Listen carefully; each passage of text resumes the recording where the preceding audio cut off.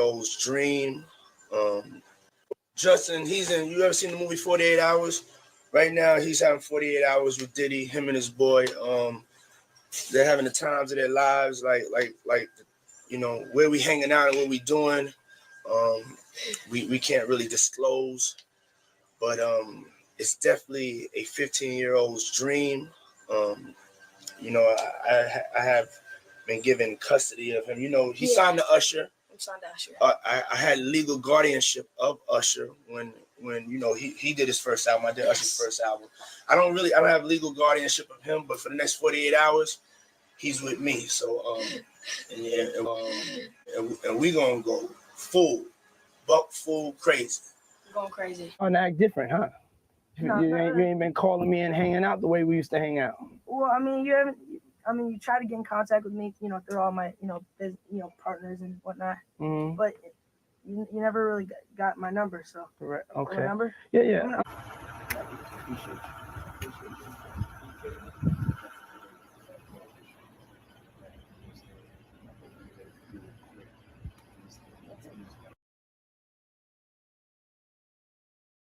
Hi guys, welcome to my channel everyone, and thank you so much for watching.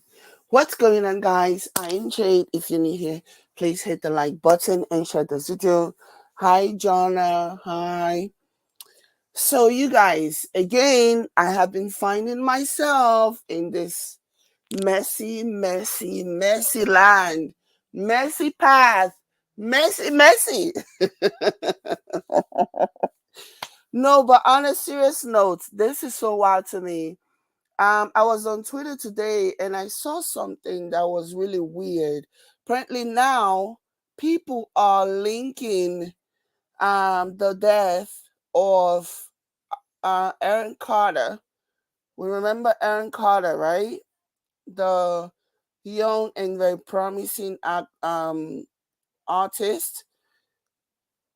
So I was on Twitter today and I found this. Apparently people are linking Aaron Carter's death to Diddy. So this is one of the things that I saw. It says, rumors are circulating that Aaron Carter was killed right before he was about to expose what happened at P. Diddy's trafficking parties, where he was childhood victim of drug abuse and the R word. Aaron Carter released album under Sony Music Entertainment, which is a parent company of P. Diddy's Bad Boy record. So again, and there are pictures and videos and all kinds of things of Aaron Carter hanging out with Diddy, and this whole situation is just so crazy and so wild to me. Like, this is madness. This is crazy. Hi, she fine babe. Hi, longest time. Hi. It's been a while. Hi, she fine babe. So this whole situation has been crazy. Please, guys, hit the like button. Hit the like button, oh, please. Like, it is so wild how far. I didn't even know. I know that Aaron Carter had like serious drug issue. He's also one of those child stars, people who started off, who, in my opinion, whose parents sold to the industry for fame and fortune or whatever. Aaron Carter is the brother of Nick Carter, who was one of the Backstreet Boys guys, and there is even an article that I saw that even accused Nick Carter of having something to do with Aaron Carter's death. Like, the whole situation is just so crazy and so wild. At this point, it's like people are just digging. Again, obviously, I'm not here to defend the disgusting Diddy, but I feel like who knows what's going on. Apparently, according to the narrative that is being spun, Aaron Carter was also going to write a book. He was going to write a book. You know how they say Diddy's ex-wife who passed away, Kim Porter, was about to write a book, a tell-all book detailing all of the things that she went through at the hands of Diddy, and she was about to write a book, and all of a sudden she goes bye-bye. Yeah. So now the narrative is that Aaron Carter was also going to write a book detailing the things that happened to him at the hands of Diddy and the music industry and all this other stuff. And all of a sudden, somebody was made to drive to Aaron Carter's home, and the next thing, basically got him overdosed or whatever. Like, the whole situation is just so crazy. But before we even continue with this, Chifine says, it's been, I did like before watching. Thank you, I appreciate that. Came on and says, hi Jade, I was watching up on your last live, then got your notification. Yes, notification queen. I'm so happy that you got a notification. Hi Sandrine. Hi. So, like, I'm just, first of all, before we do that, let me go back to the video that we were just watching just now.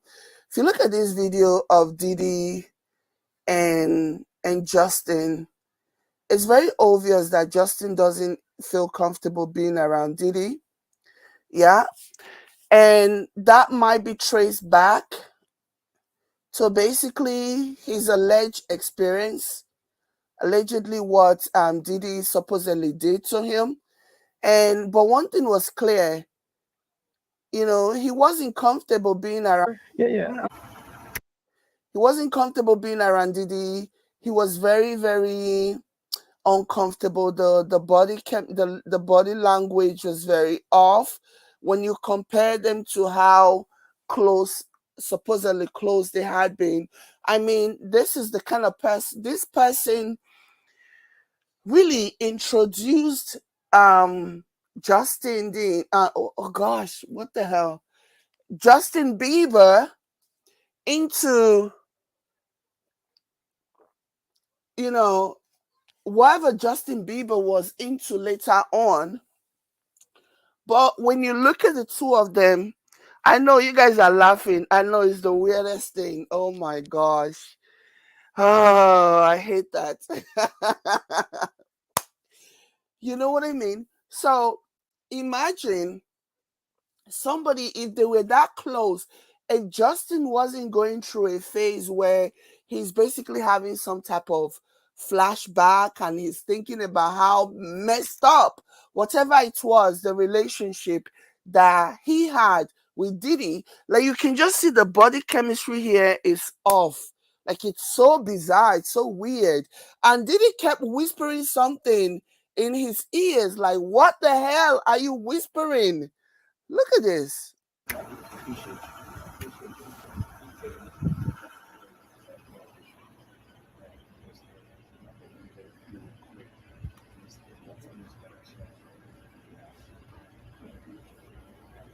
Like, this is so freaking weird. This is so weird, let me tell you. Okay? This is somebody say, you okay, Jade? I know. I need a detox. I need to detox myself from that element. Ew. I need to detox my brain and my head.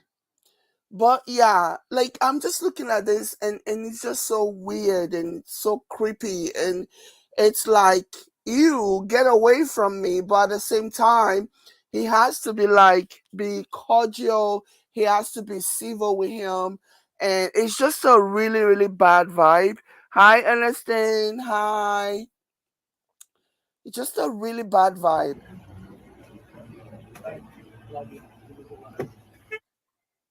Do you think the person that the you of then was on a path of self-destruction? Do you feel that you were self-destructing? Oh, for sure. Yeah, I would have, for sure. 100%. Yeah.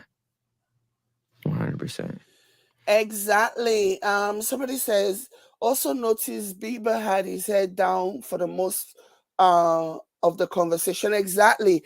It was the whole encounter was just so uncomfortable, and how uncomfortable they were is so so obvious, like it's like, whoa, the it's so tense. The whole situation is just so tense. Yeah, I noticed that too. It would have been no bueno. It was bad. It would have been, yeah. I don't know if I'd be alive for sure. I mean, just think about how young I was and so impressionable. And you have everybody telling me how awesome I am at all times, you know, and like it was just insane. And so it's like, how do you It's like taking a kid and putting a kid in a room with a picnic table full of nothing but sweets, right? and just saying, "I'll be back in 2 days." Exactly. You're at a Right. place of honesty now with your parents. Can you sit down with your dad? Like this man has, I don't know how much he has now, but at his peak he had over $100 million, you know. And a lot of people have tried to break down much of the music that he did, you know, calling people even before all of this came to light. People have been breaking down the music, the music videos that he did, and they seem to indicate that he was calling out a lot of people, a lot of the music execs, you know, without mentioning their names. For example, using somebody that looks like them in videos that anybody can actually look and be like, oh, this looks like, for example, LA Reid, this looks like LA Reid, you know, or this looks like this and this looks like that. So it's just crazy, man. When you need answers, perhaps you're not sure why you're thinking certain things, or your behavior isn't in line with your actual desires, what you want to be. Can you talk to your parents? Can you try to untangle that? To be honest, I think there's levels of, you know, what I think our relationship is ready to handle at this moment, where they're at in their journey with, you know, their faith, and where they're at with in their life and where I'm at. I just think, you know, I want them to play a role in my life, and it's pretty simple. Just be my mom and dad. Wow. So from what I understand from this conversation, it's like he's not even in a place where he can, you know, have a frank and honest conversation with his parents based on what he experienced. And just because they're not there yet, and it's going to be a very hard, very tough conversation.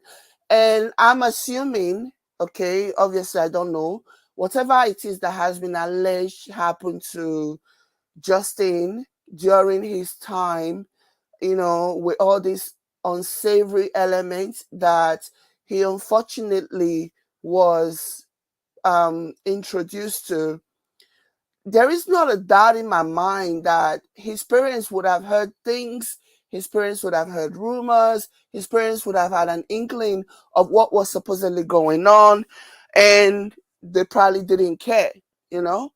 They probably were like, you know what, keep just whatever it is, just shake it off, walk it off, and go back, you know? So it's kind of sad that even at this point, he still has nobody. And this is the reason why I'm so thankful for his wife. You know, he's one of those celebrities that I'm really thankful for, who eventually found somebody, and and I've been able to, like, at least they are working on moving on from their past traumas, you know, and I think his wife has been a strong um, source of strength for her. And I absolutely commend her for that. Because even till now, this interview was done back in April or something. He still cannot depend on his parents. And that's actually sad. Like at some point, that conversation needs to be had. Okay? Those conversations, they have to happen. So yeah, but it's very telling that even at this point, he doesn't even probably want to bother them with it, because obviously, according to him, they are very much at very different places with regards to their journeys, and it's just sad. And I think it's just taking me a minute. I'm really in the process of doing that right now. So it's really kind of still, I'm glad. I'm still learning that. It was hard for me being that young. I think it's going to be a part of the healing process for him.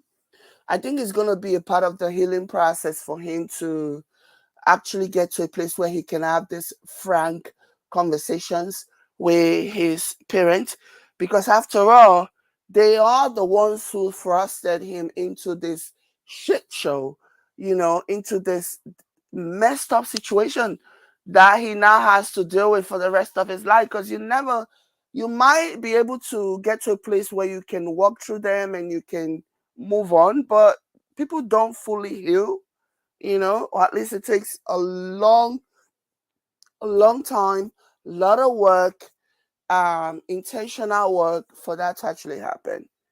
So it is sad.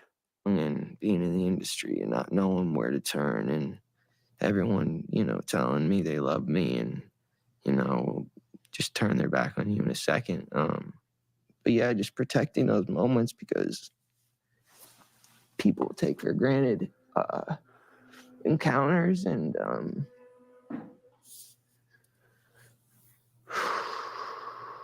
He's so hurt. He is so incredibly hurt. Oh my gosh. He's so incredibly hurt. Ooh.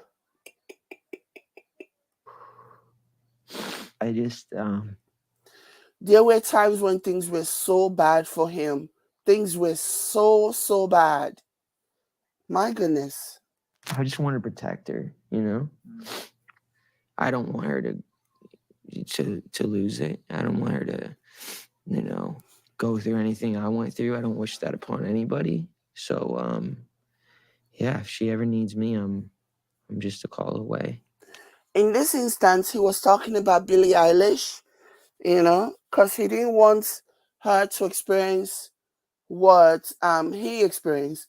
But the thing is that Billie Eilish has, and that's the one thing that I absolutely admire about Billie Eilish's support system. He has a brother who is incredibly, she has a brother, Billie Eilish has a brother who is incredibly protective of her. Like he never lose sight of her. He never, not even for a second. He's always, wherever she is, he's always there. And that comes from a place of knowing how dangerous, the industry is, and protecting your loved ones and protecting your siblings, and never wanting them, because there has to be people, these stories, even though because of the momentum, because of the arrest of Diddy, this situation has now been, made even more popular about what goes on in the industry or whatever. But what goes on in the industry is an open secret. Open secret. There is something that they call cigarette boys. I don't even want to go into that because it's so dark, it's so dirty, it's so filthy. Okay, and this goes back like decades. Okay, in the industry in Hollywood, this is not an open secret, and that's the reason why I'm so mad at parents, at Justin Bieber's parents and Usher Raymond's parents, who cannot say that they don't know about these types of things happening. Okay, people taking advantage of innocent kids. They can't say that they don't know, they've not heard about these stories.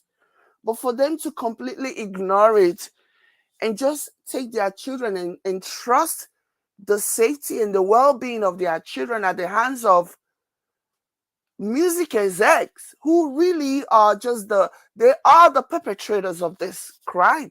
That's the thing, like, I don't understand. I mean, if Bieber never forgives his parents, I'll be okay with that.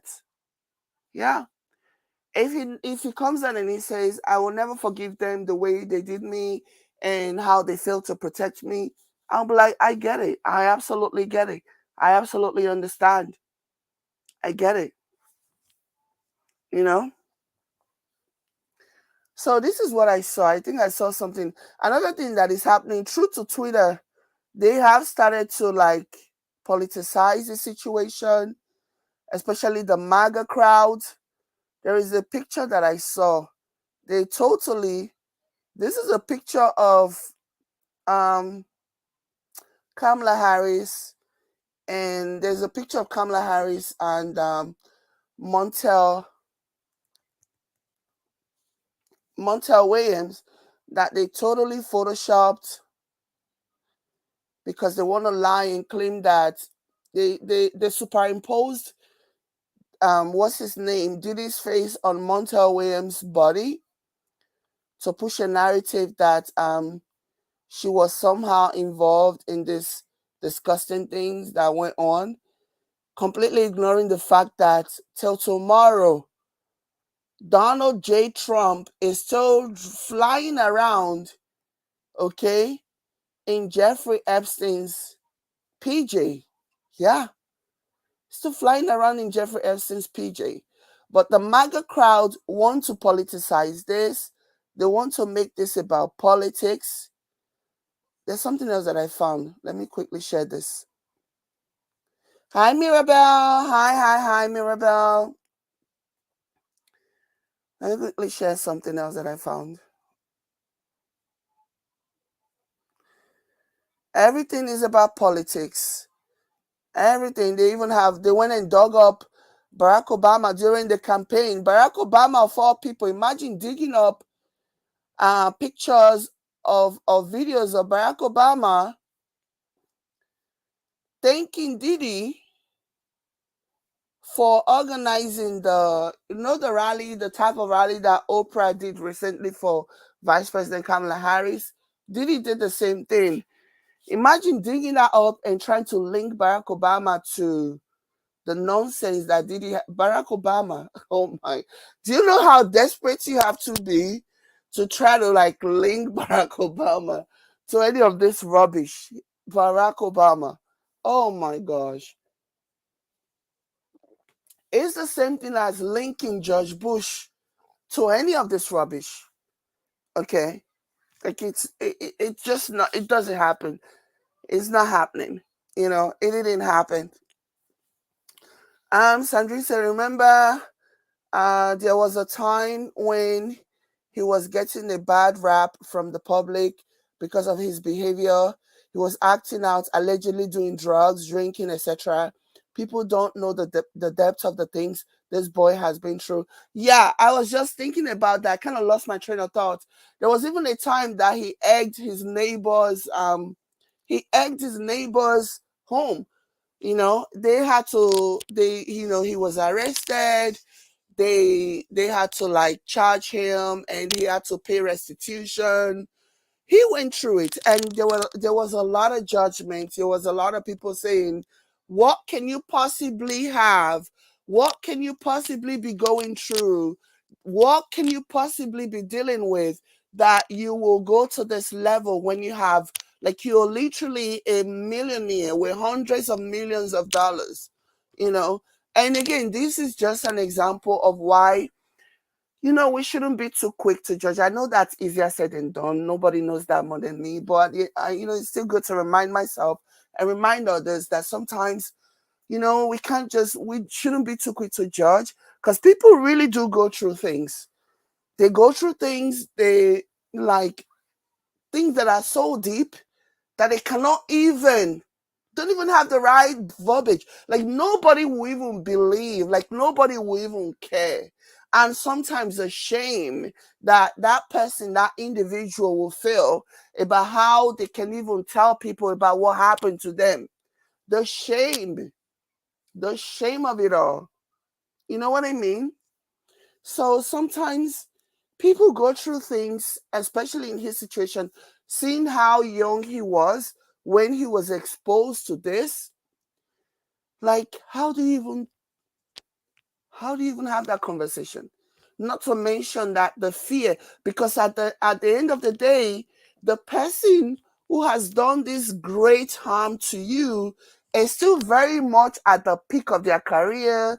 You know, they are still very much popular. People still listen to them. You know, they can just one phone call, they can have you completely ostracized. They can have you completely you know, what's the word I'm looking for? They can have you completely blackballed and nobody will ever, you know, work with you again. So there is a lot of elements that were working against Diddy, Bieber, and it was manifesting. They were all manifesting the way that they were manifesting, and people didn't get it, and it was sad, and he was so alone in that situation, so alone, so alone.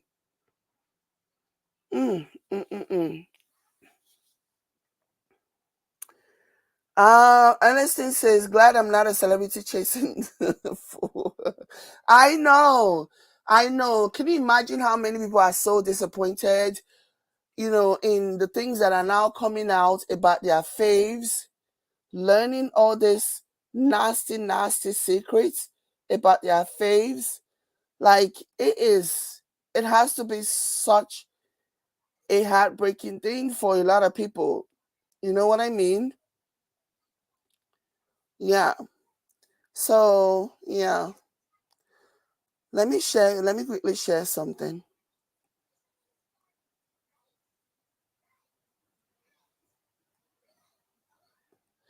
So this is what Donald Trump reportedly posted on Truth Social. So obviously that's Vice President Kamala Harris. That's her former boyfriend and former talk show host, Montel Williams. And that's Montel's daughter. Okay? That's Montel's daughter. That's Montel Williams in the middle. And that's now Vice President Kamala Harris when she was the DA in California. So see how they superimposed Diddy's face on Montel's body to paint a scenario, to paint a narrative that somehow she was involved or she was close to Diddy, and they have used this video and this picture in so many different variations. There was a time they were spinning the narrative that, Vice President Kamala Harris is so wild that she was having quote unquote threesomes with Montel Williams, completely failing or intentionally failing to reveal that the person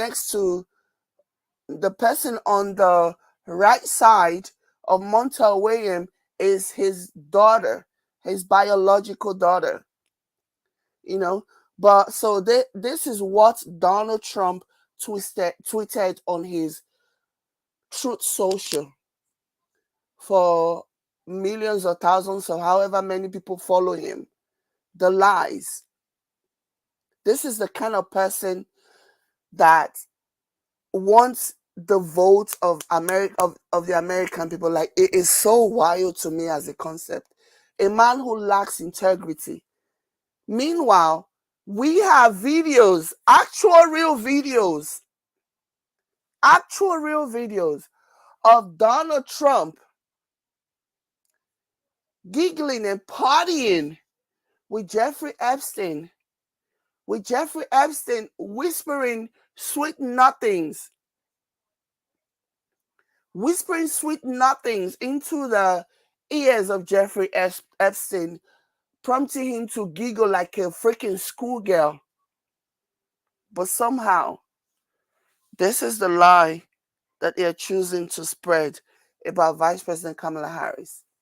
This video is out there. The real video is out there. There is no way you will ever find a video or a picture of Vice President Kamala Harris with Diddy, because they never crossed paths. The only reason why President Barack Obama and Diddy even crossed paths was because of the campaign, which I'm sure President Barack Obama is somewhere regretting now. You know what I mean? But this is what they do. Okay? This is what they do. Even though their guy is out there flying around in Jeffrey Epstein's PJ. Yeah. flies around with Jeffrey Epstein's preacher. I don't know if he bought it or whatever. I don't know. Yeah. He's flying around in Jeffrey Epstein's private jet.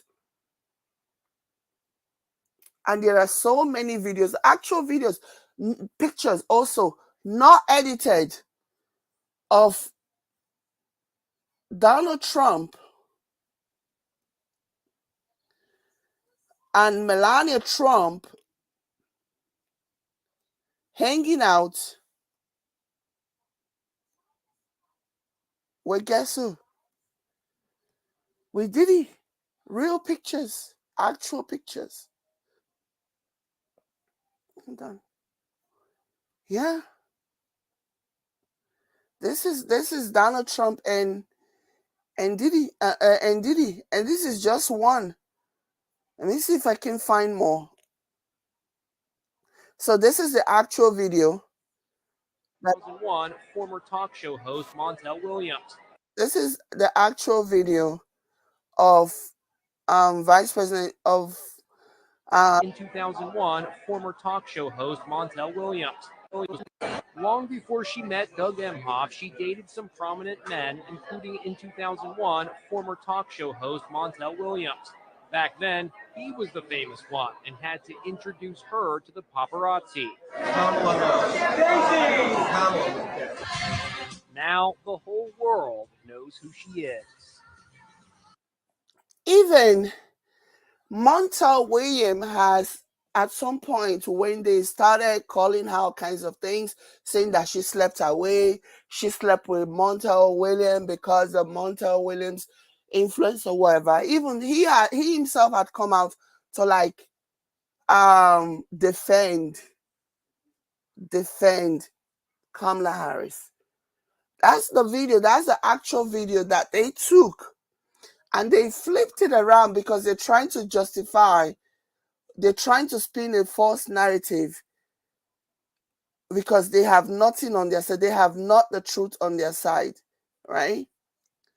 Okay, so let me, what am I looking for? What am I looking for? Am I looking for Diddy and Trump? Okay. So these are pictures of Diddy and Trump. Hold on. Yep. It says Diddy and Trump. No.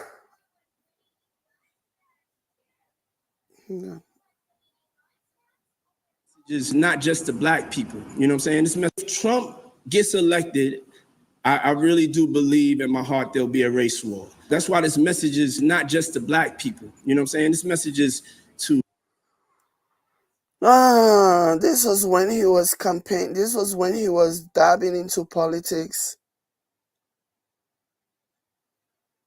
I'm actually who wants to hear me talk about Candace Owens? Who wants to hear me talk about Candace Owens? Like, I went into another rabbit hole, okay? And then, my goodness, boy, oh boy. So, okay, so this is Diddy, this is Trump, and this is Melania. This is Trump. Another time with Trump. So there are countless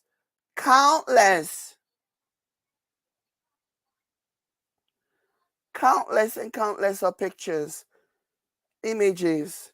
So this is Trump with Jeffrey Epstein, Ghislaine Maxwell, and all this other stuff. Okay. So they're trying to make it, they're trying to do a false equivalency, right? They're trying to, oh my gosh, Mirabelle say me, Pashi gotta say me. Fine. Yeah, I went into this rabbit hole. You guys, the things that I learned about, oh my goodness, the things that I learned about Candace Owens. Oh my gosh. Yo, guys, the things that I learned about Candace Owens. She's Louise. Oh my goodness. I cannot wait until we go over that. She's. So yeah, because Trump, remember, Trump has always wanted to be a celebrity, right? Trump has always wanted to like be accepted. And so yeah, let me see. So yeah, so fine, I'm gonna work on that. Like, that is just something that blew my mind. Okay, blew my mind. Dina, blow your mind this time, deny. Ooh. Dina, blow your mind this time, deny. Try my love, join my love. I love old school music. Oh my goodness. I love listening to, like, it just takes me back in time, man. Because my sisters love music. Okay. Everybody in my home love music. So like back in the day, and my sisters were so fly. They were like they were such a vibe, okay? They were like, they knew everything that was trending and everything. So whenever music came around, yeah, like, anyways, that's where my love for music comes from. Honestly, I love listening to music. I love singing about it when I'm in the shower or whatever. I don't care so much about having, a nice voice or whatever. That's not my stuff. Okay, so let's do this. Let's do this. Try my love, join my love.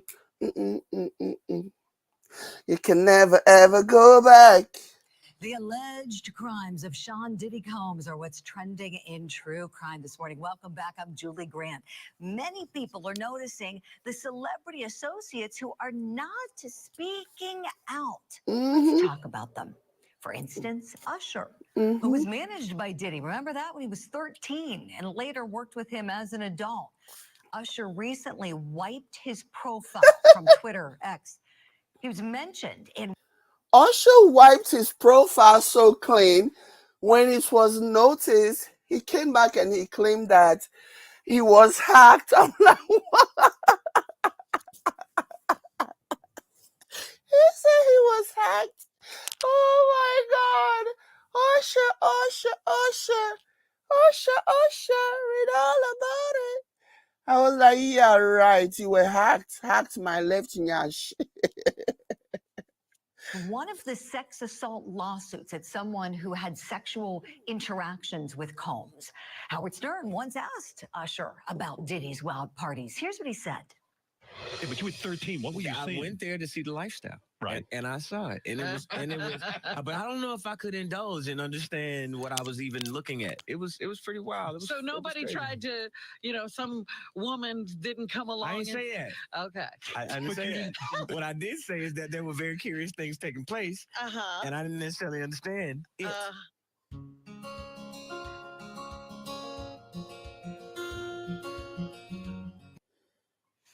And we've got another Diddy associate who's noticeably quiet this morning, Justin Bieber. The singer becoming acquainted with Diddy around the age of 15 years old. And many are speculating that Bieber could be a victim, but Bieber himself has not commented.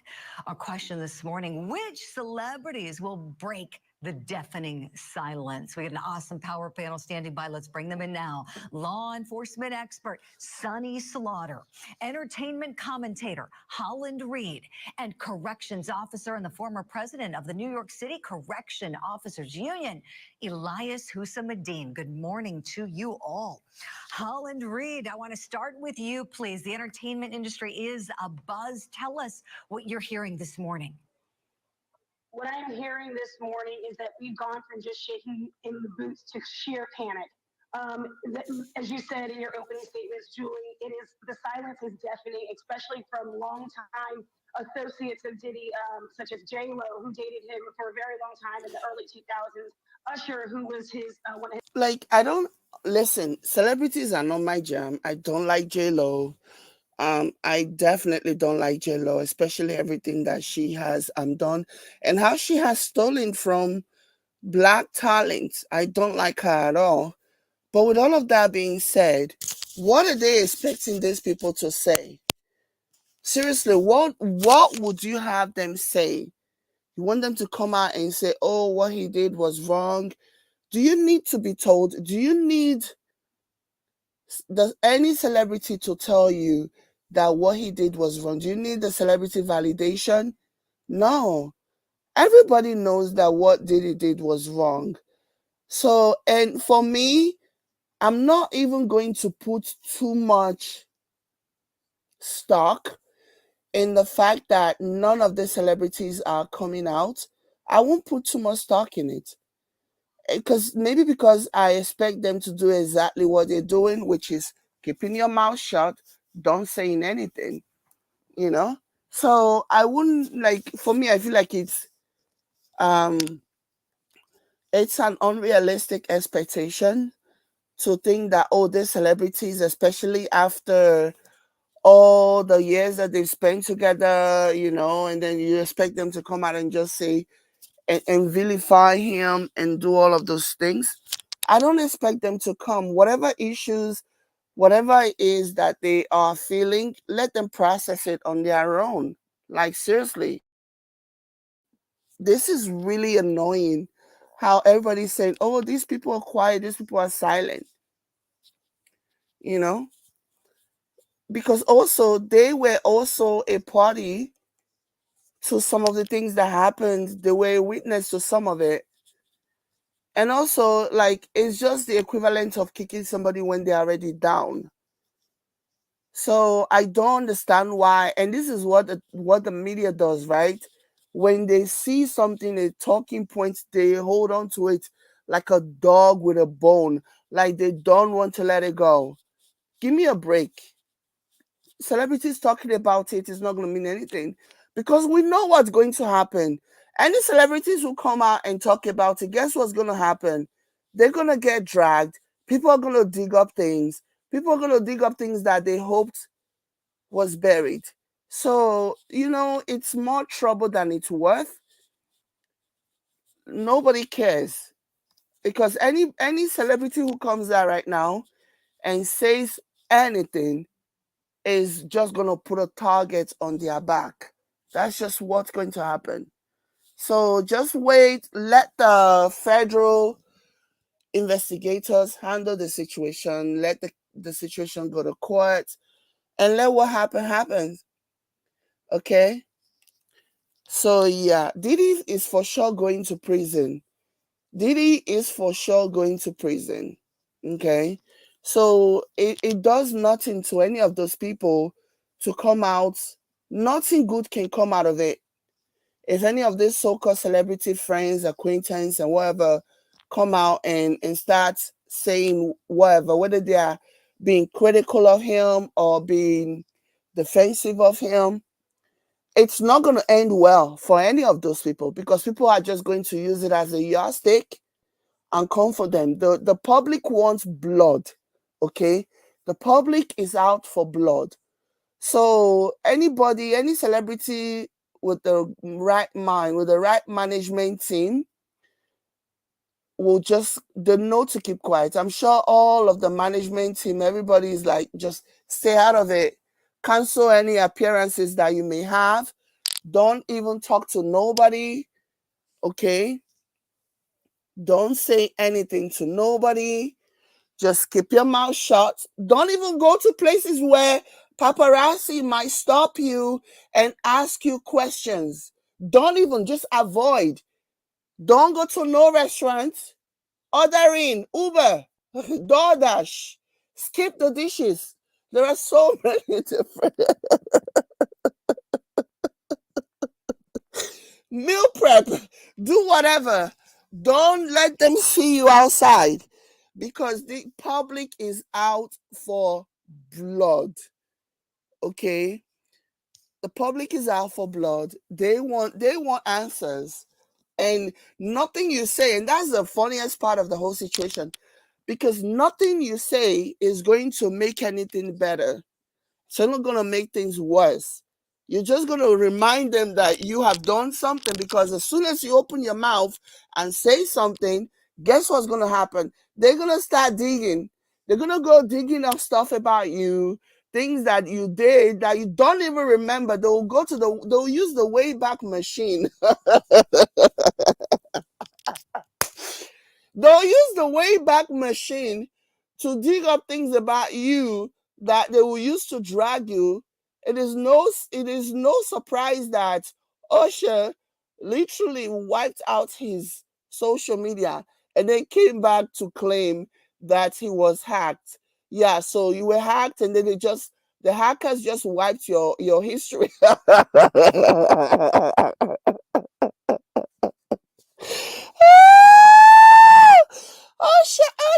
it all about it. So Usher, you were hacked, and the only thing that the hackers did was erase completely your social media history. Oh my gosh.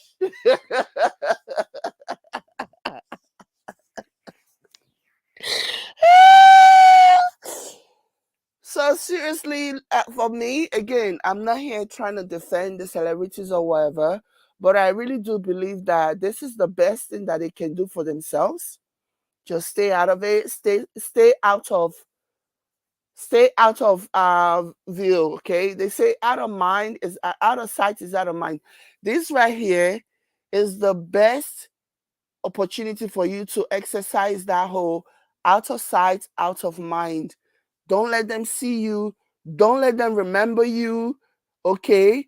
Yes, they know that you are associated. You were once upon a time associated with this person, but chances are they just, it's better if they don't hear from you at all.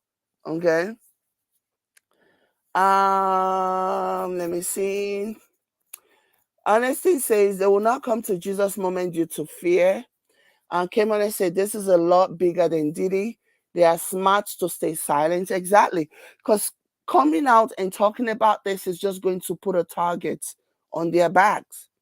Yeah. I believe that 100%. Don't even go to places where paparazzi usually hang out.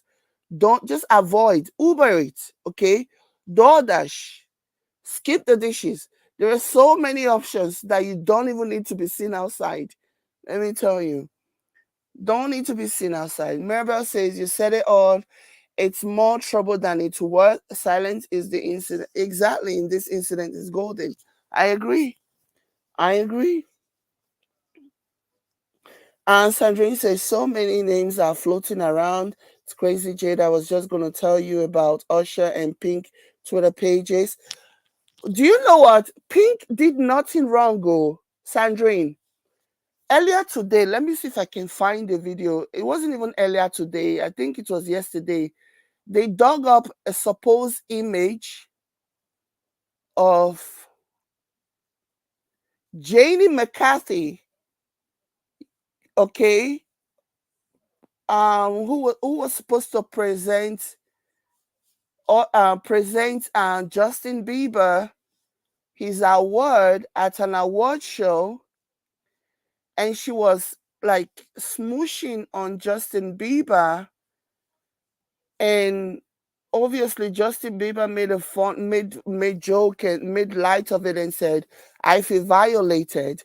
Do you know that they actually thought that that person was Pink, and it wasn't Pink, it was Jamie McCarthy. But they thought it was Pink, and they started dragging Pink, accusing Pink of wiping out her social media in light of this. And Pink was, and somebody then clarified and said, no, Pink's social media had been clean for some time now. And it wasn't just because of this Diddy incident. It had nothing to do with this Diddy incident. But they were dragging. At some point today, Pink was trending. But it wasn't Pink that did this. It was Janie McCarthy who did this. It wasn't Pink. But at the beginning, because of the hairstyle, they just assumed it was Pink, and they started dragging Pink. I was like, wow.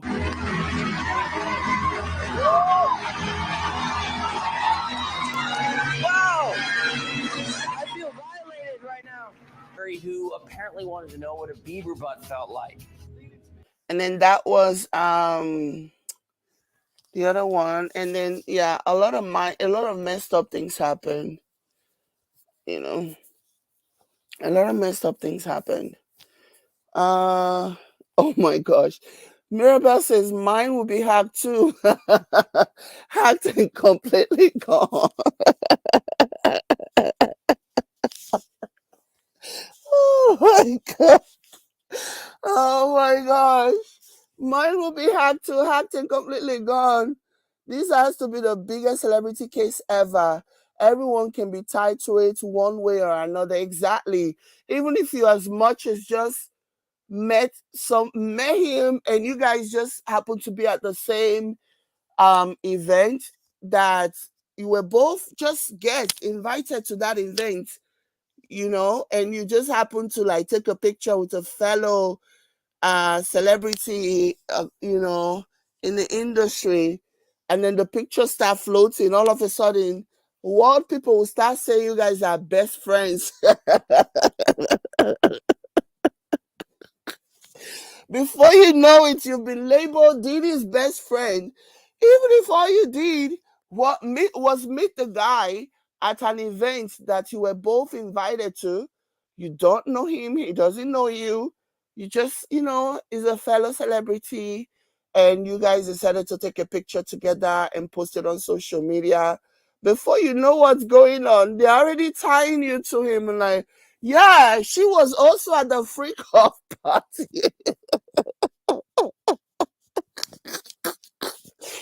She was at the freak off too. So I'm not even mad at anybody who do not want. Maybe because I have been around long enough to know, especially when it comes to celebrity gist or whatever, to know that nothing is ever what it seems. People can meet at events every single time because their world is so big and yet so small. They pretty much go to the same place. Pretty much. Okay. When I first moved to Toronto, and I was really trying to like have fun and not, I was trying to like, just get used to the place or whatever. I used to hang out a lot, and I'll go to different places. I'll get invited to things a lot. I started to notice that it is the same people that you meet every single time. You go to one party today, you meet the same people. You go to another party, you meet the same people. The only difference was the outfit and the day the parties happened. It was always the same people, and it got redundant. It got so boring to me. I'm like, what the hell? Because it's the same people that you meet every time, and then you take pictures, and then you like hang out. Imagine meeting people, the same people, on 3 or 4 different occasions. At some point, you guys are going to recognize each other and be like, hey, I know you. Didn't I see you the other day at so and so party? And then you can strike a friendship, and you'll be like, well, since we're already here, we might as well take pictures. And then you take pictures and you post it. You're not friends with this person. Okay? You're just like somebody that you meet. You know what I mean? Exactly. Then tag each other. You meet each other 2, 3 times or 4 times or whatever. Guess what? People that are following you are going to start thinking, oh, they must be best friends.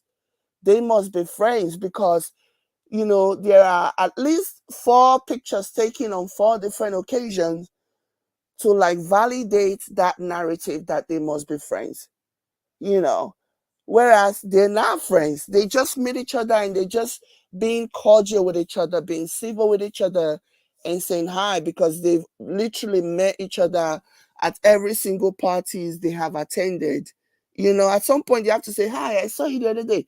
Just a way to be polite, and friendship can actually start that way. So, but the thing is that with celebrities, they don't have the luxury of people reasoning in that direction.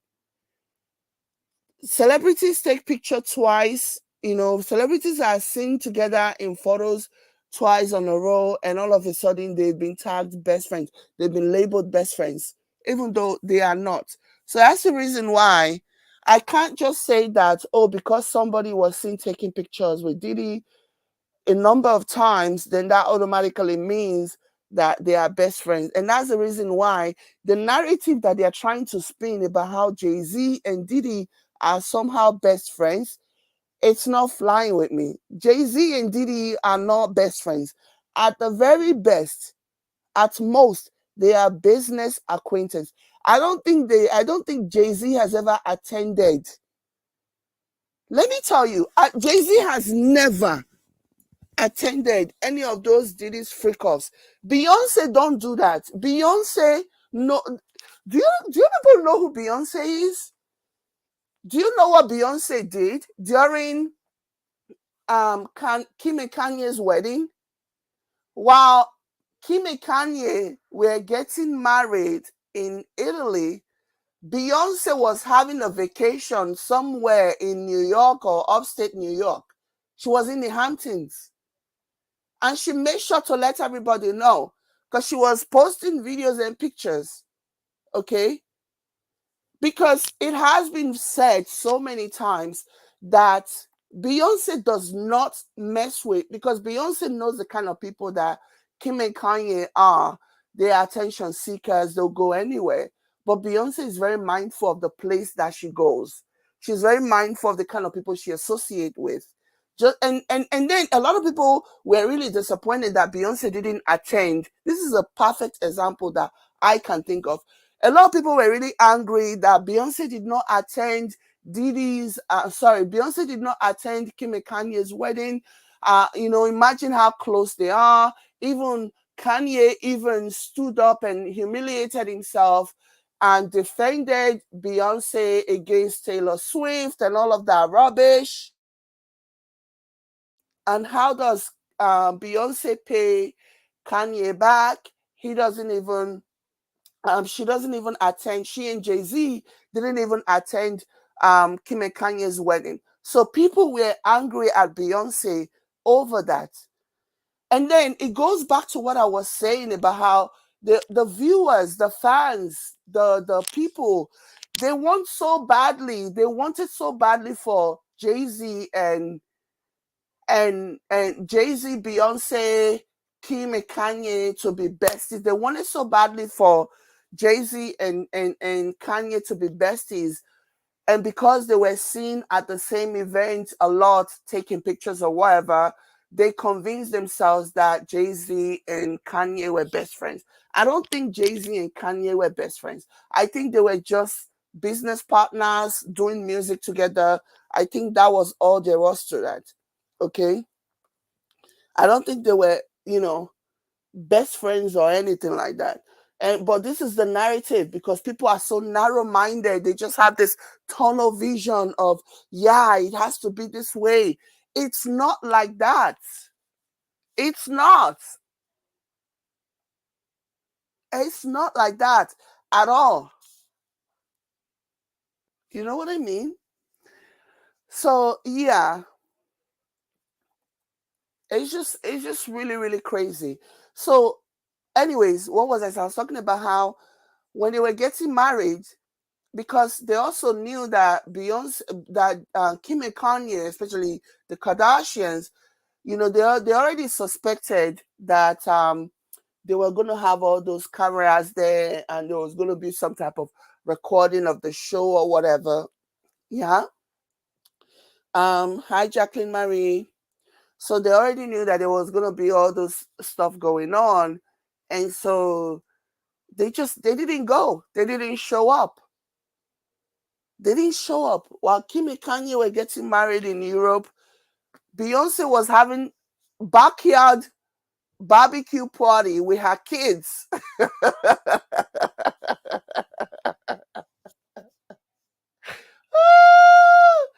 Oh my God. Beyonce was having backyard barbecue party because she already has been told things about Kim. She's probably heard things about Kim Kardashian that didn't sit well, that did not align with her values. Even Kanye, remember the infamous rant that Kanye was ranting? Remember the time that Kanye ranted and he was really angry and he was talking about how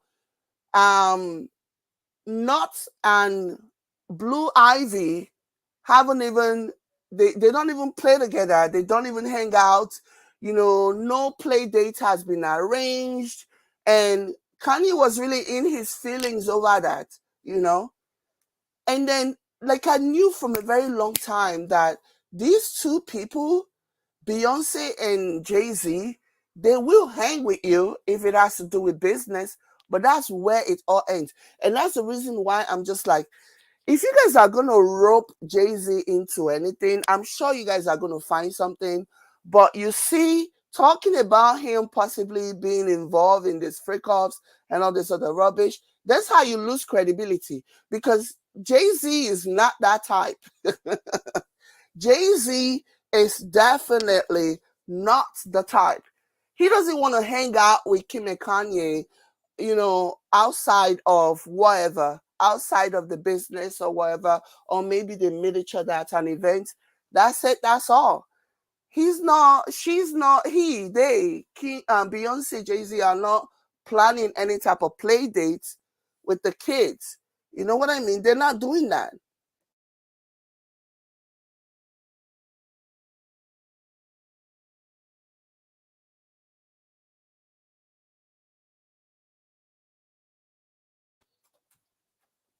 Hold on. Let me keep playing this. Where was I? Okay.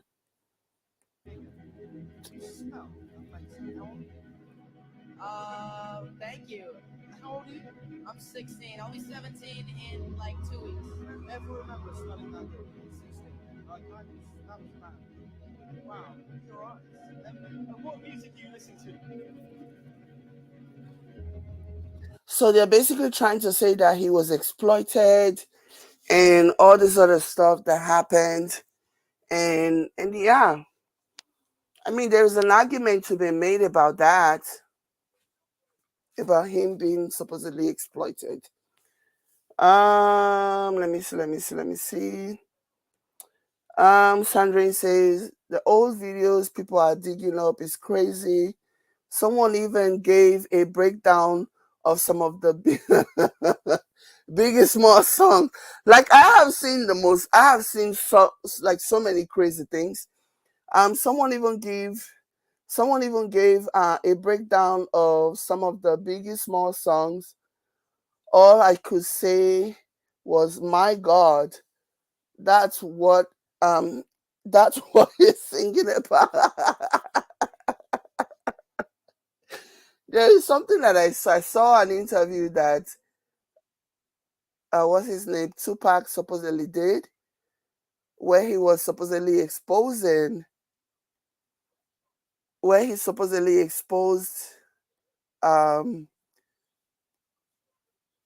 what's his name, Diddy. Let me see if I can find it now. Yeah, people's minds are on overdrive, okay? Conspiracy theorists they have gone cuckoo for Cocoa Puffs. So do you think Puffy was involved with the shooting? Only they can answer that question. Right. I have my own opinion, but I wouldn't slander their name like they did mine. Right. I wouldn't say things that I knew. You know what I mean? Mm-hmm. I believe so. I do believe so. I have.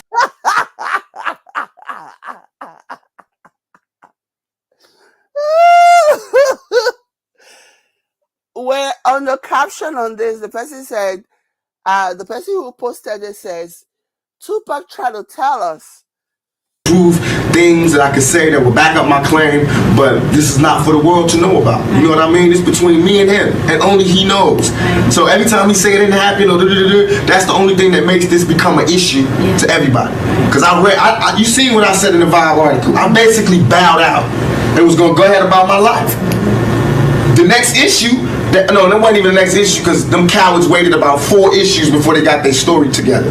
4 issues later, half of New Yorkers commenting on me getting shot. And before, they was all like, we didn't see nothing. In the first issue, read it, Vibe viewers. Nobody seen shit. The 4th issue, when they came back with a reply, everybody knew what I did. They knew what I said. I was acting. Who gets shot 5 times in acts? Oh, I didn't get shot 5 times in their vision. I only got shot once because they found the bullet. The police found it, but now they the cops. Now they doing detective work. They found the bullet. Oh, you found.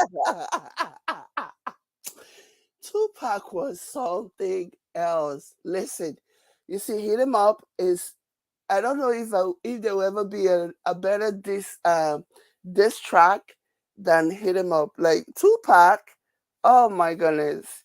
I don't care what anybody says, I don't care about no Eminem, I don't care about no, what's the other one's name that is currently dragging Drake. I don't care about Tupac. All time best rapper of all time. Anyways, let me share my screen. Let me show you guys something that I saw. Okay. Wasn't I just telling you guys just now that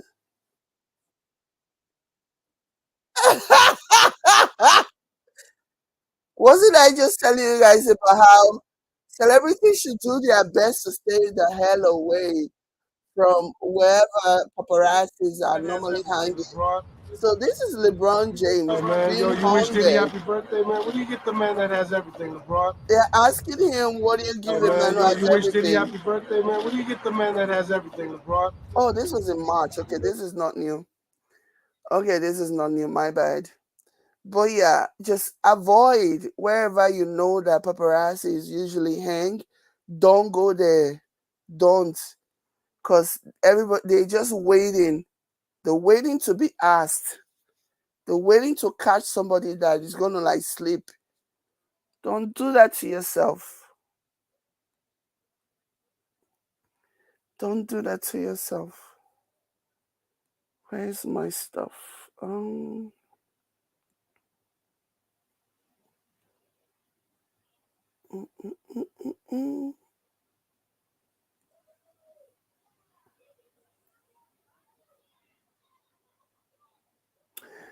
Okay, this is somebody else that was trying to link Aaron Carter to Diddy. Aaron Carter's passing to I Diddy. think what happened to Justin Bieber is exactly what happened to Aaron Carter. He just didn't have that support system that Justin has to survive it. Don't understand how I dedicated 22 years of my life to my fans, and now they turn on me. Do you regret ever getting involved in? I didn't have a choice. It got bad when I was about 15 years old. It was bad.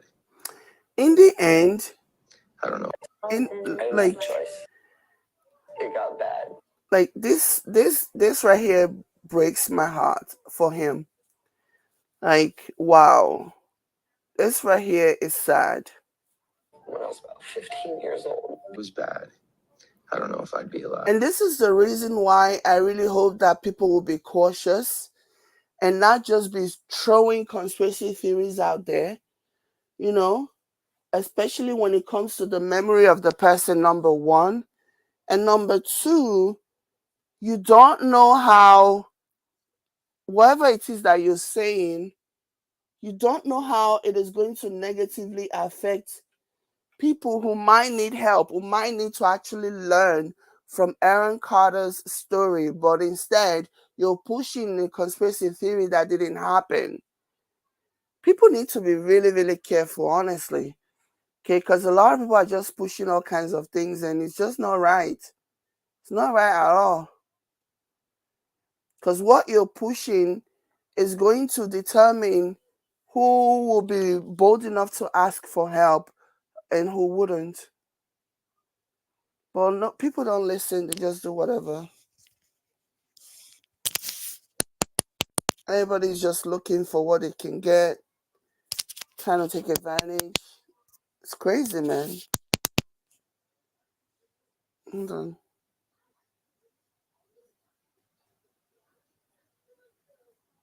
Okay. His protege, along with Justin Bieber, these are people that had firsthand accounts and experiences with this man, and they are quiet. And the reason being is they don't know what part of their experiences are on those tapes that the FBI has and what they got during those raids. They don't know if it was criminal or just a part of whatever, their adult consent, pleasure, whatever you want to call it. But what they're worried about now is their own brand, their own empires, their own careers.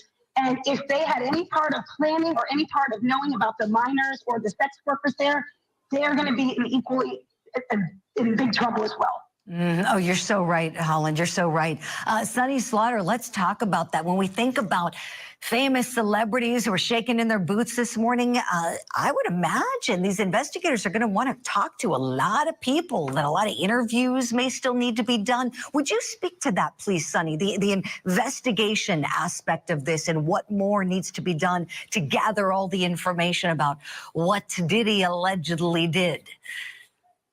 Good morning, Julie and my esteemed colleagues. So what I can tell you is that there has already been a lot of conversation with some of the celebrities that have been identified as victims, and another term that I use is victim perpetrators. So although some of these individuals may have been victims, they may have also been perpetrators that participated in the forced fraud and coercion of others. So those investigations, those conversations have already started, and everyone, as I have stated before, needs to obtain legal counsel.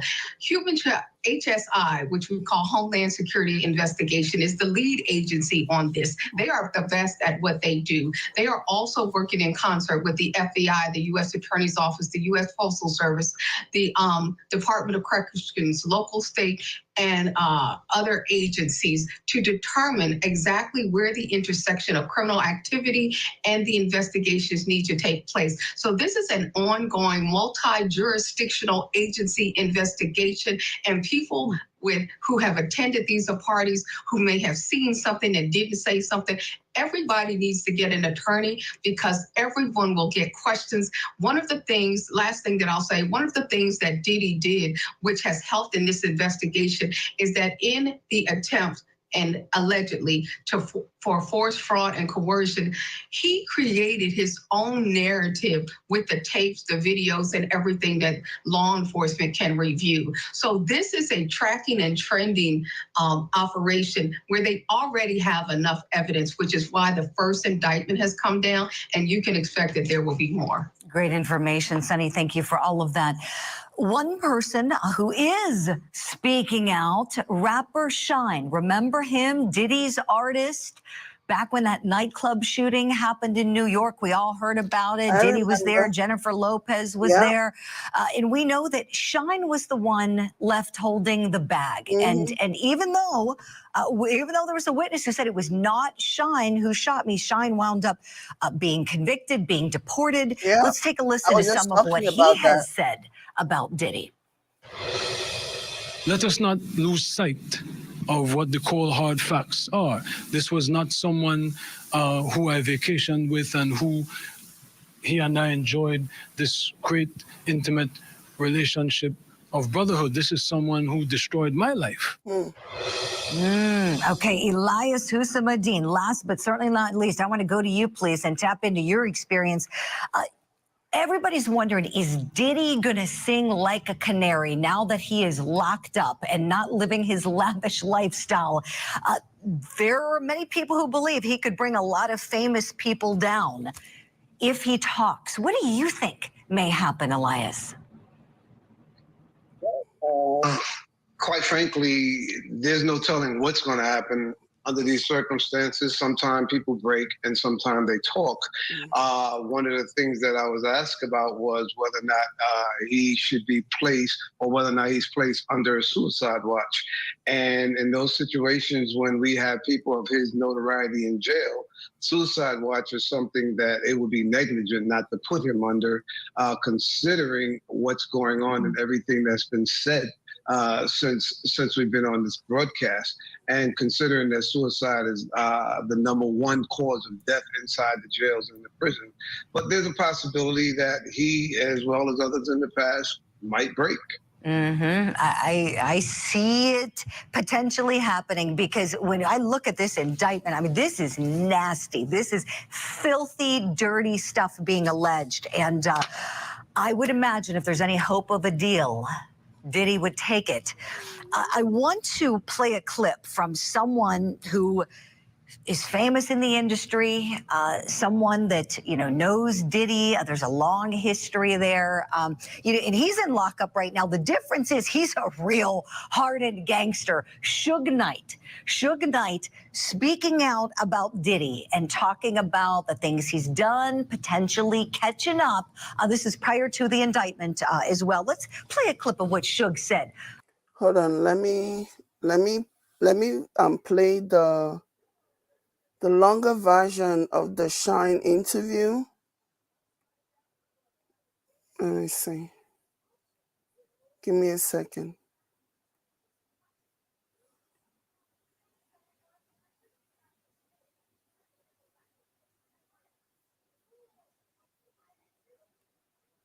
When I was a 18-year-old kid, just wanting to do nothing other than make my mother proud and make Belize proud and do what all of us want to do, be recognized for our talent and take over the world. I was defending him, and he turned around and called witnesses to testify against me, and he contributed. He pretty much sent me to prison.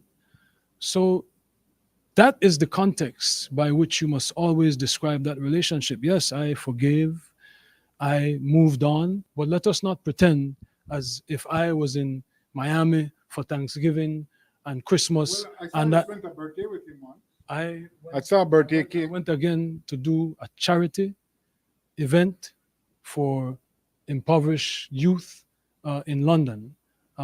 So let us not lose sight of what the cold hard facts are. This was not someone who I vacationed with and who he and I enjoyed this great intimate relationship of brotherhood. This is someone who destroyed my life and who I forgave and who I moved on, and for the better interest of Belize, because he was in a position at that time to give scholarships and to maybe invest.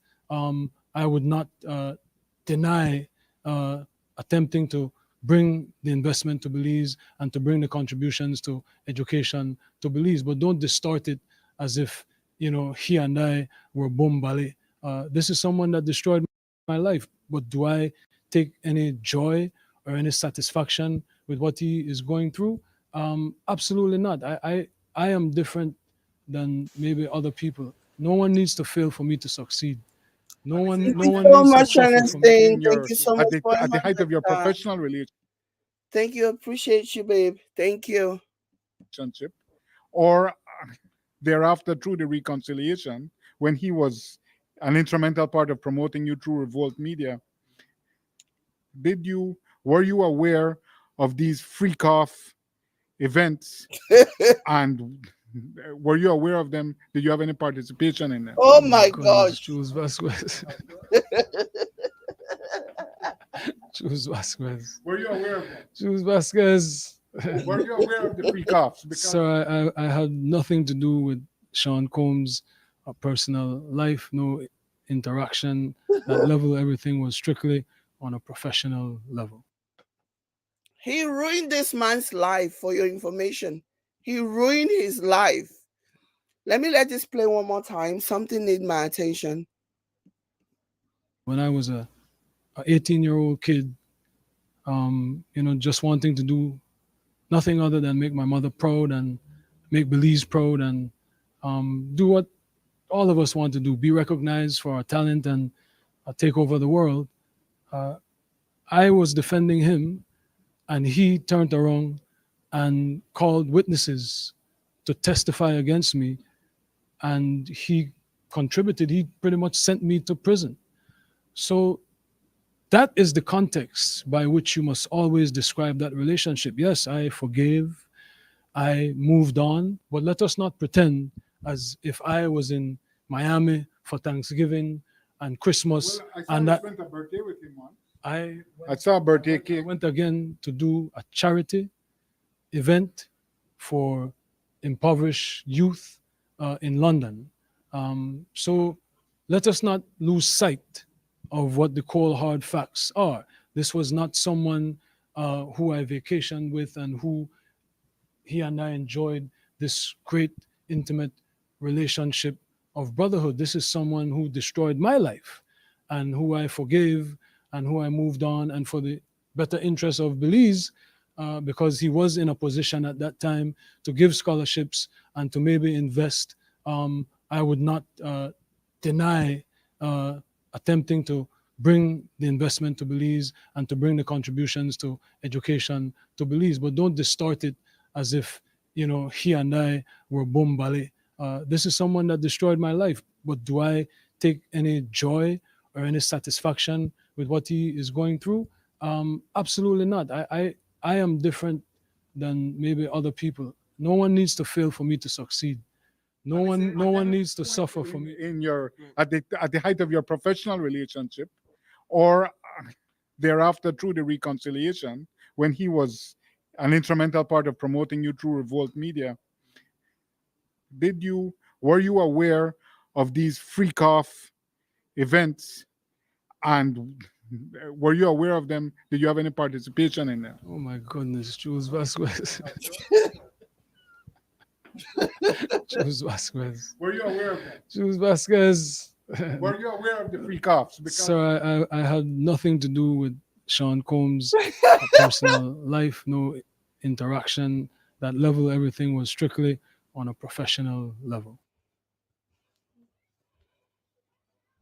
Like, if you needed another reminder, okay, if you needed another reminder about how and why you should be very mindful of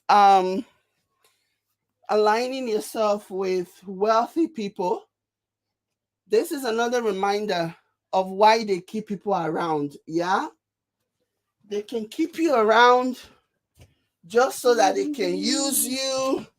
They can keep you around so that you can take the fall for whatever it is that they need you to take the fall for. They'll keep you around, you know. So this is another reminder, because the Bible says the devil has no free gift.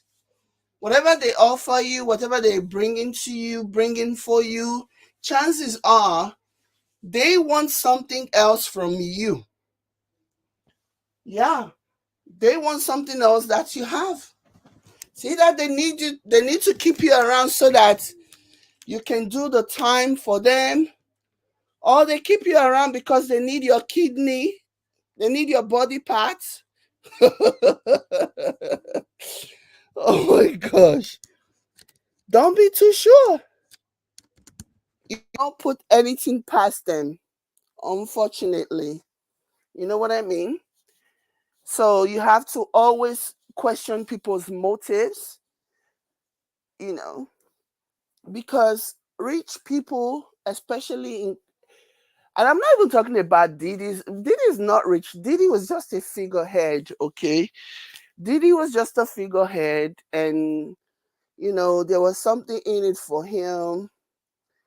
And being around these people, that's all there was to it. But ultimately, you have to think about, you have to think about the motive.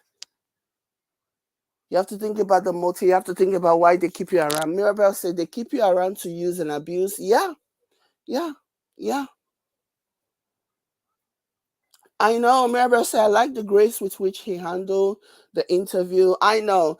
It was a long time ago. This was back in 1999. I remember that story being so, like, it was everywhere, you know. I was a teenager then, and the story was everywhere. Everybody was talking about it. Oh my God, the shooting that happened, just like that. And he trusted, and that's what he said. He actually trusted. He trusted Diddy. He trusted Diddy to protect him. And he was young then too. He was like 19 years old or something. I don't know. But I know he was young. And I also know that he wasn't even an American. Ultimately, once he was done serving his time, he was deported. While Diddy and J-Lo sailed into the sunset or whatever, or something close to that, you know. Yeah, that's Shine. Yeah. Yeah, Florette, that's Shine. You know, he took the rap, like he trusted Diddy. He trusted Diddy. He's experienced everything that happened to him should serve as a lesson to everybody that Diddy or any rich person out there, you have to be careful because you have to question their motive. Don't be gullible. Don't think they cannot do anything to you. They can't hurt you. They can't harm you or whatever, because they absolutely can. You know. So yeah. Um. Yeah, I'm glad that I always wondered what became of him. I always wondered what happened to him. So it's nice to see that he was able to make something of himself in spite of what happened to him, you know. Because it wasn't he, even witnesses, till tomorrow, those witnesses are still saying that he was not the one that shot them. He wasn't, it was Diddy who shot them. But you know, he took the fall. He trusted Diddy, thinking that Diddy would do right by him, you know. But instead, according to him, he started bringing witnesses to testify against him. When I was a 18-year-old kid, just wanting to do nothing other than make my mother proud and make Belize proud and do what all of us want to do, be recognized for our talent and take over the world. I was defending him, and he turned around and called witnesses to testify against me, and he contributed. He pretty much sent me to prison. So that is the context by which you must always describe that relationship. Yes, I forgave, I moved on, but let us not pretend as if I was in Miami for Thanksgiving and Christmas. Well, and that spent a birthday with him once. I saw a birthday I cake. went again to do a charity event for impoverished youth in London. So let us not lose sight. So this is what they are asking him, because in 2023, Shine and Diddy reunited again. Mirabel say he probably promised him that he won't go to prison. Yeah, and he'll make sure Shine was taken care of. Exactly, because he had money, you know. So like, why wouldn't he trust Diddy? Diddy had money, Diddy had influence, Diddy had everything. So it was easy for him to trust Diddy, and he completely betrayed.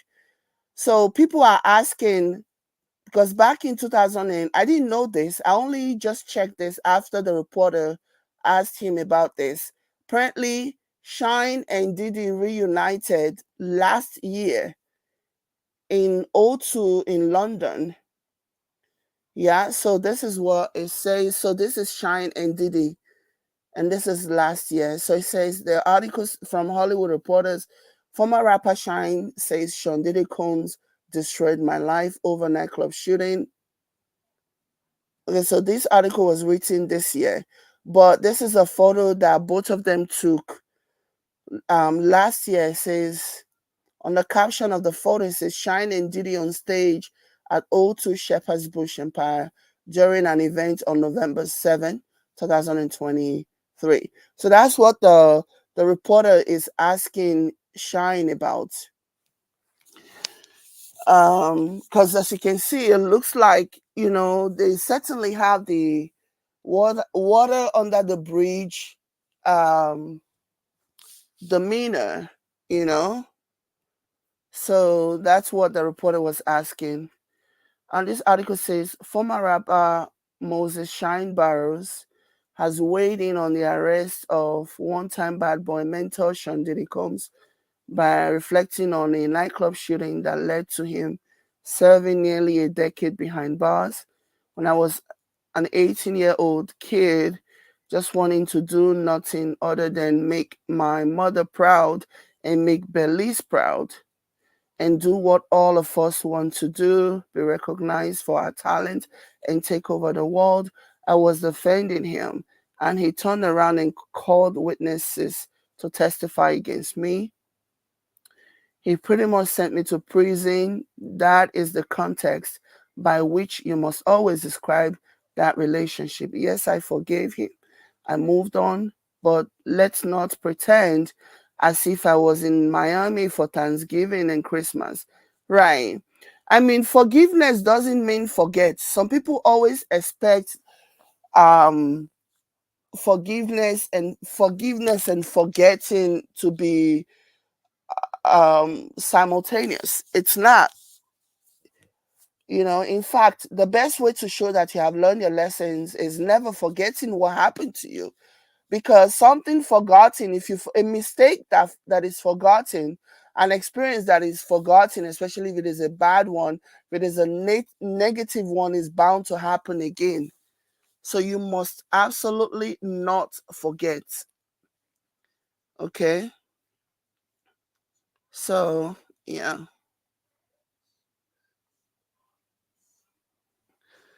Continue says, during the interview, he also reminded reporters that a woman, Natania Rubin, one of the three bystanders struck by gunfire that night in 1999, has stepped forward to claim that she saw Combs fire the weapon. I watched him, she told the Daily Beast. I saw him with my own eyes. And Combs remained behind bars at Metropolitan Detention Center in Brooklyn as he awaits trial. His lawyer's request to overturn a prior ruling denying him release on bail has been turned down. That lawyer, the lawyer is weird. I don't know if anybody is sensing this, but I feel like Diddy's lawyer is weird. It's not serving him well. Now, do I think Diddy need to go to prison for the things that he's been accused of if he's guilty? Absolutely. Absolutely. But it still doesn't negate the fact that I can point out, I can agree, I can want that, and also be able to point out that the lawyer is not representing him well. Okay? Is not representing him well. Because the lawyer that is requesting for a speedy trial is for somebody who doesn't have money, who can't afford to get a lawyer. Reportedly, Diddy is paying over 180 something thousand a week for all his lawyers. So I don't like requesting for a speedy trial, which obviously he's entitled to. That's his right as an American. But requesting for a speedy trial does not help your client on the long run. It really doesn't. I don't see how. Unless, of course, and that's why I keep wondering, has the lawyer given up? Like, okay, fine, I'm not doing again. Like, I don't even understand.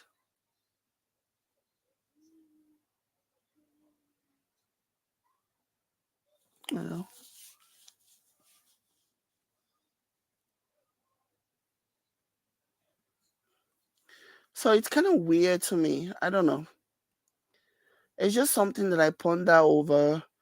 Like, why is this lawyer doing this? It's like the lawyer already knows. It's like the lawyer already knows that he's guilty as sin. So the lawyer is like, I don't want to be tired. I don't want to spend too much time on this fruitless exercise. It's not going to mean anything because, first of all,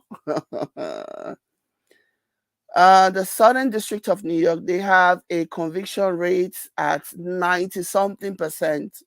Okay. So, yeah. I don't know. I don't think the lawyer is representing him well.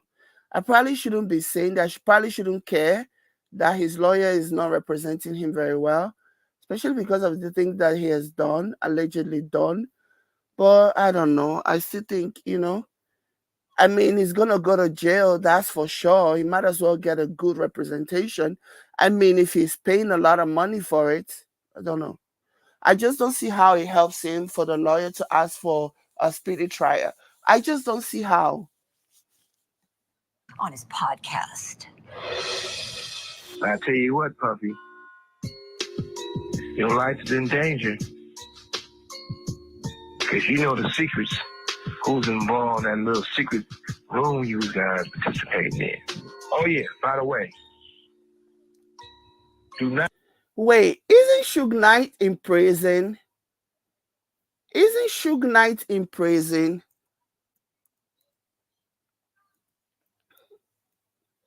Why is Suge Knight? Oh my God! Ah! Isn't he in prison? So why is he doing podcasts from prison? Make this make sense. Like, I'm not understanding.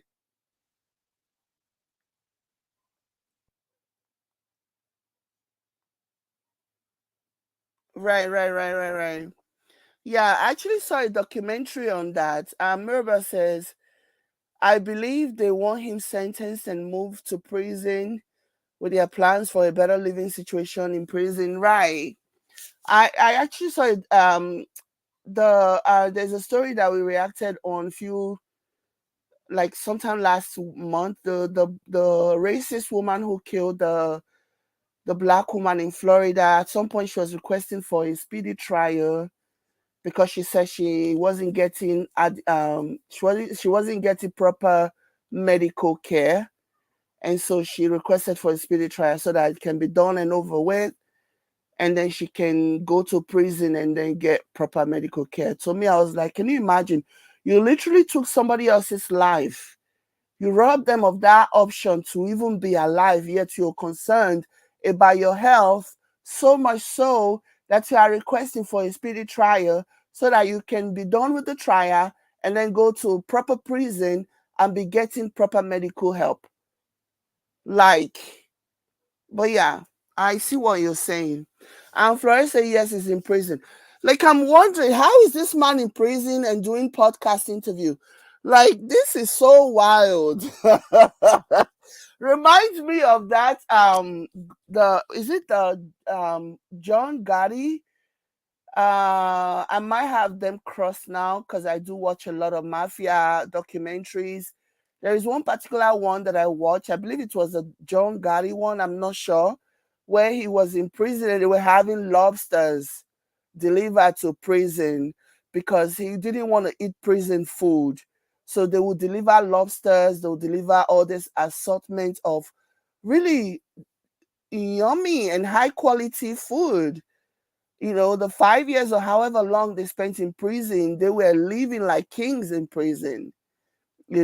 So this is what this reminds me of, how Suge Knight is in prison and he's doing podcasts and doing interviews.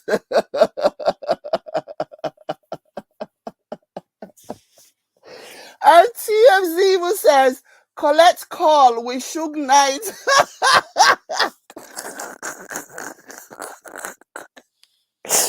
Oh my God. He said, collect call with Suge Knight. I didn't actually see that. I just saw that now. Oh my gosh. America is a gift that keeps on giving. American celebrities, they are something else. They are something else. Like, this is...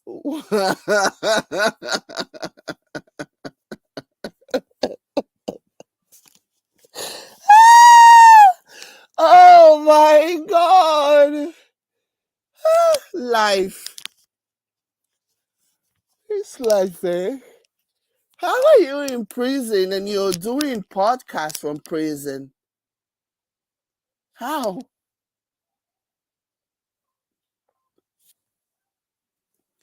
How? Only in America. Only in America.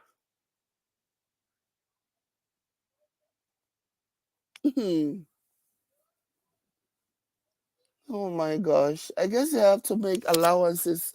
Remember, I say God bless America, as in, God bless America.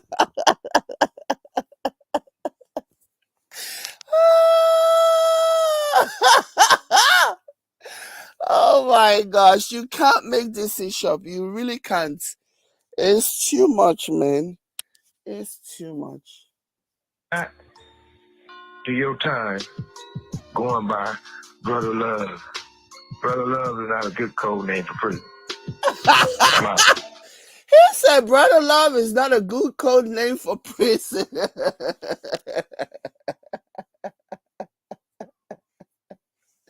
Oh my God. Oh my God. And he's spending 28 years, like he's serving 28 years in prison, Suge Knight is. Okay. 28 years in prison is what he's serving. He's talking about how Brother Love is not a good code name in prison.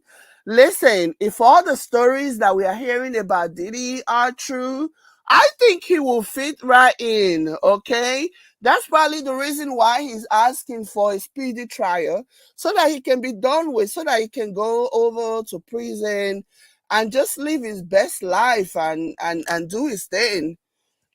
So if all the stories about the freakers and all the other Psalms that he's been allegedly partaking, engaging in, I think prison is not going to be a bad experience for him. Okay. In addition to having the money, the type of money that he has, being able to buy himself protection while in prison and all of that malarkey, I think he's going to be fine. I think he's going to fit in very well.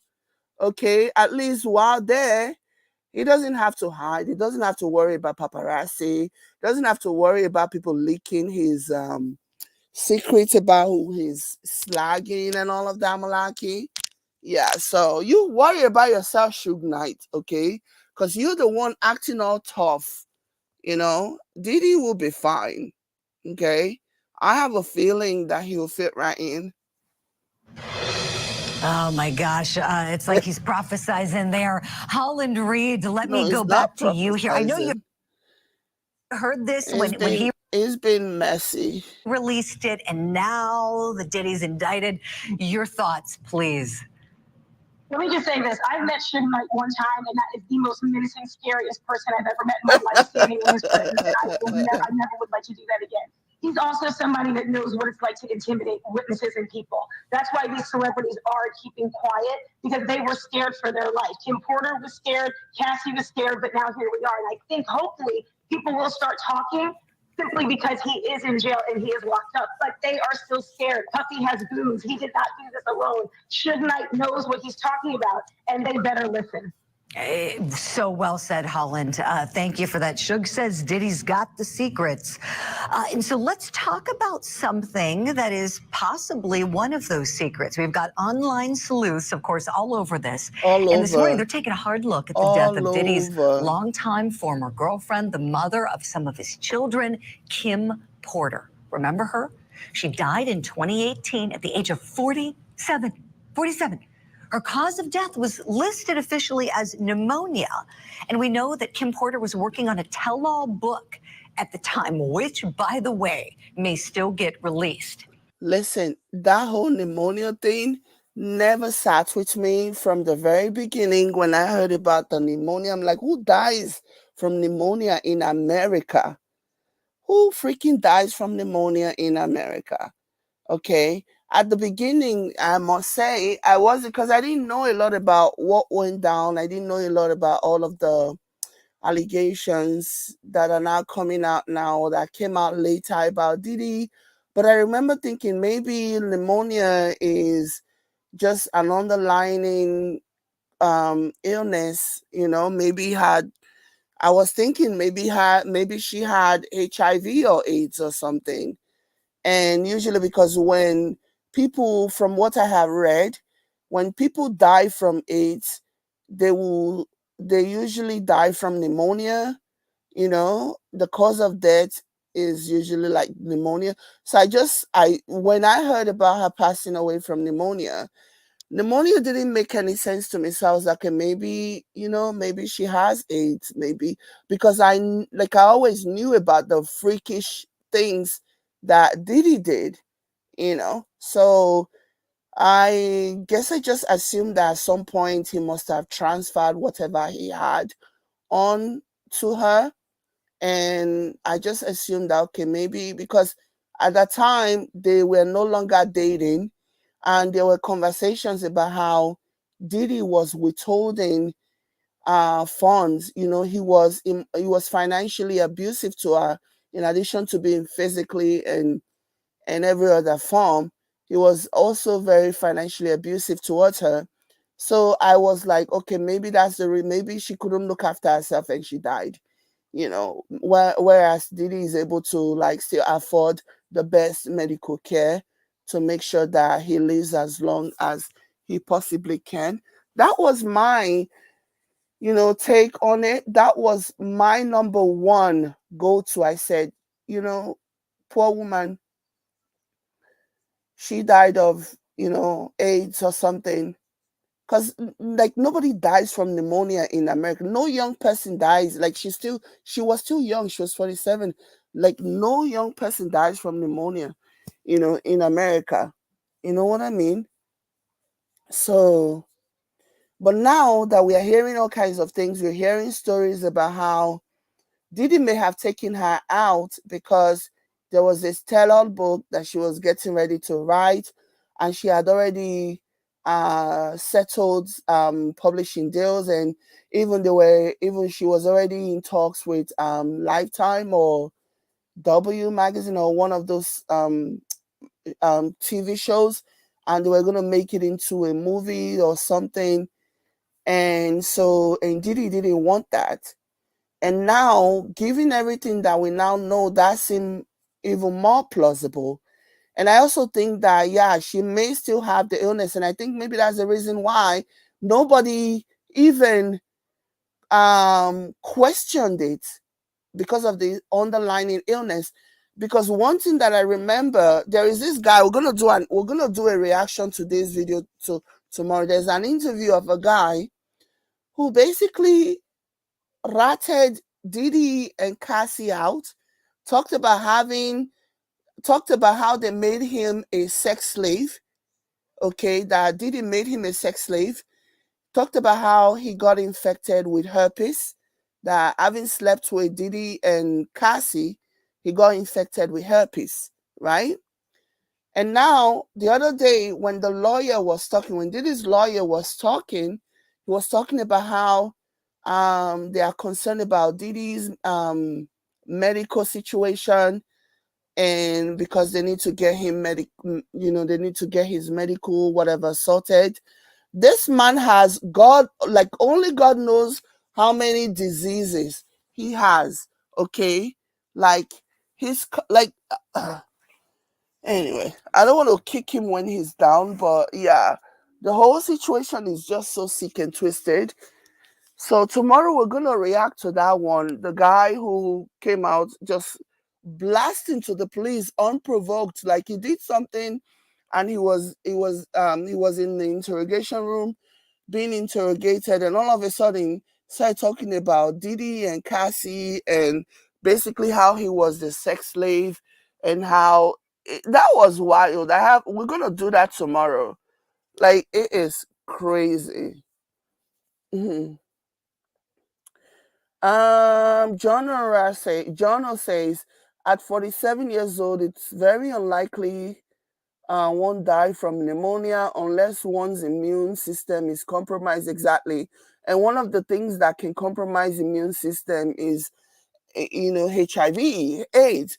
And because this is just something that I have seen a lot of people who have died from HIV or from AIDS, the cause of death have usually been listed as pneumonia or something, you know. So yeah, nobody dies from pneumonia. It was weird to me. And I think there was also a reason why that cause of death was accepted and it wasn't questioned, perhaps because of the underlying illness that she may or may not have had. Mirabel says, I questioned that pneumonia thing too. I felt like if they say that's what it is, then that's what it is. Right. Right. Flores says, I can hear Diddy in prison telling other men sing. Take that.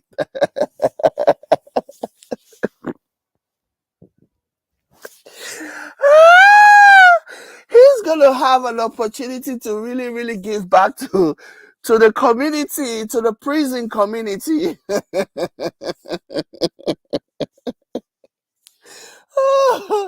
He's gonna have a chance to give back to the prison community for sure. For sure, for sure, for sure. Oh my God. Remember says apparently that jail in New York is one of the worst there could be so far. Yeah, it's a very notorious one. I remember when was it? Was it a few, maybe a few years ago in the winter time? There was no light, there was no heat. Yeah, I think it was around the coronavirus time. And then there was no light, there was no heat, and all the and then there was no proper care. There were so many inmates contracting coronavirus and dying from coronavirus, and it was the middle of the winter in New York. Trust me, as somebody who has lived in New York for a very, very, very long time, winter in New York is no joke, just like winter in Toronto is no joke. Okay? So, not having electricity, not having heat in the middle of winter is a cruel and unusual punishment. And it went on for like a week or so before those things were restored. So yeah, and it's notorious. Inmates are constantly stabbing each other and doing things to each other. Like it's a very, very, it's not a good place to be. Mm-mm-mm-mm-mm. Not a good place to be.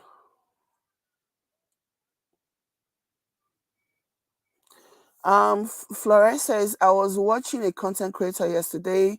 He was playing Kim Porter's audiobook, and she mentioned at 9 months pregnant, Diddy asked her to let some alleged Hollywood starlight to run a train on her. Whew! It was so disturbing. If she didn't comply, they could lose everything they have. My goodness. My goodness. It doesn't surprise me. Let me see. There is a TikToker who wrote something, who actually read some of it. Let's see. Let me see if I can find it. I actually had it saved up.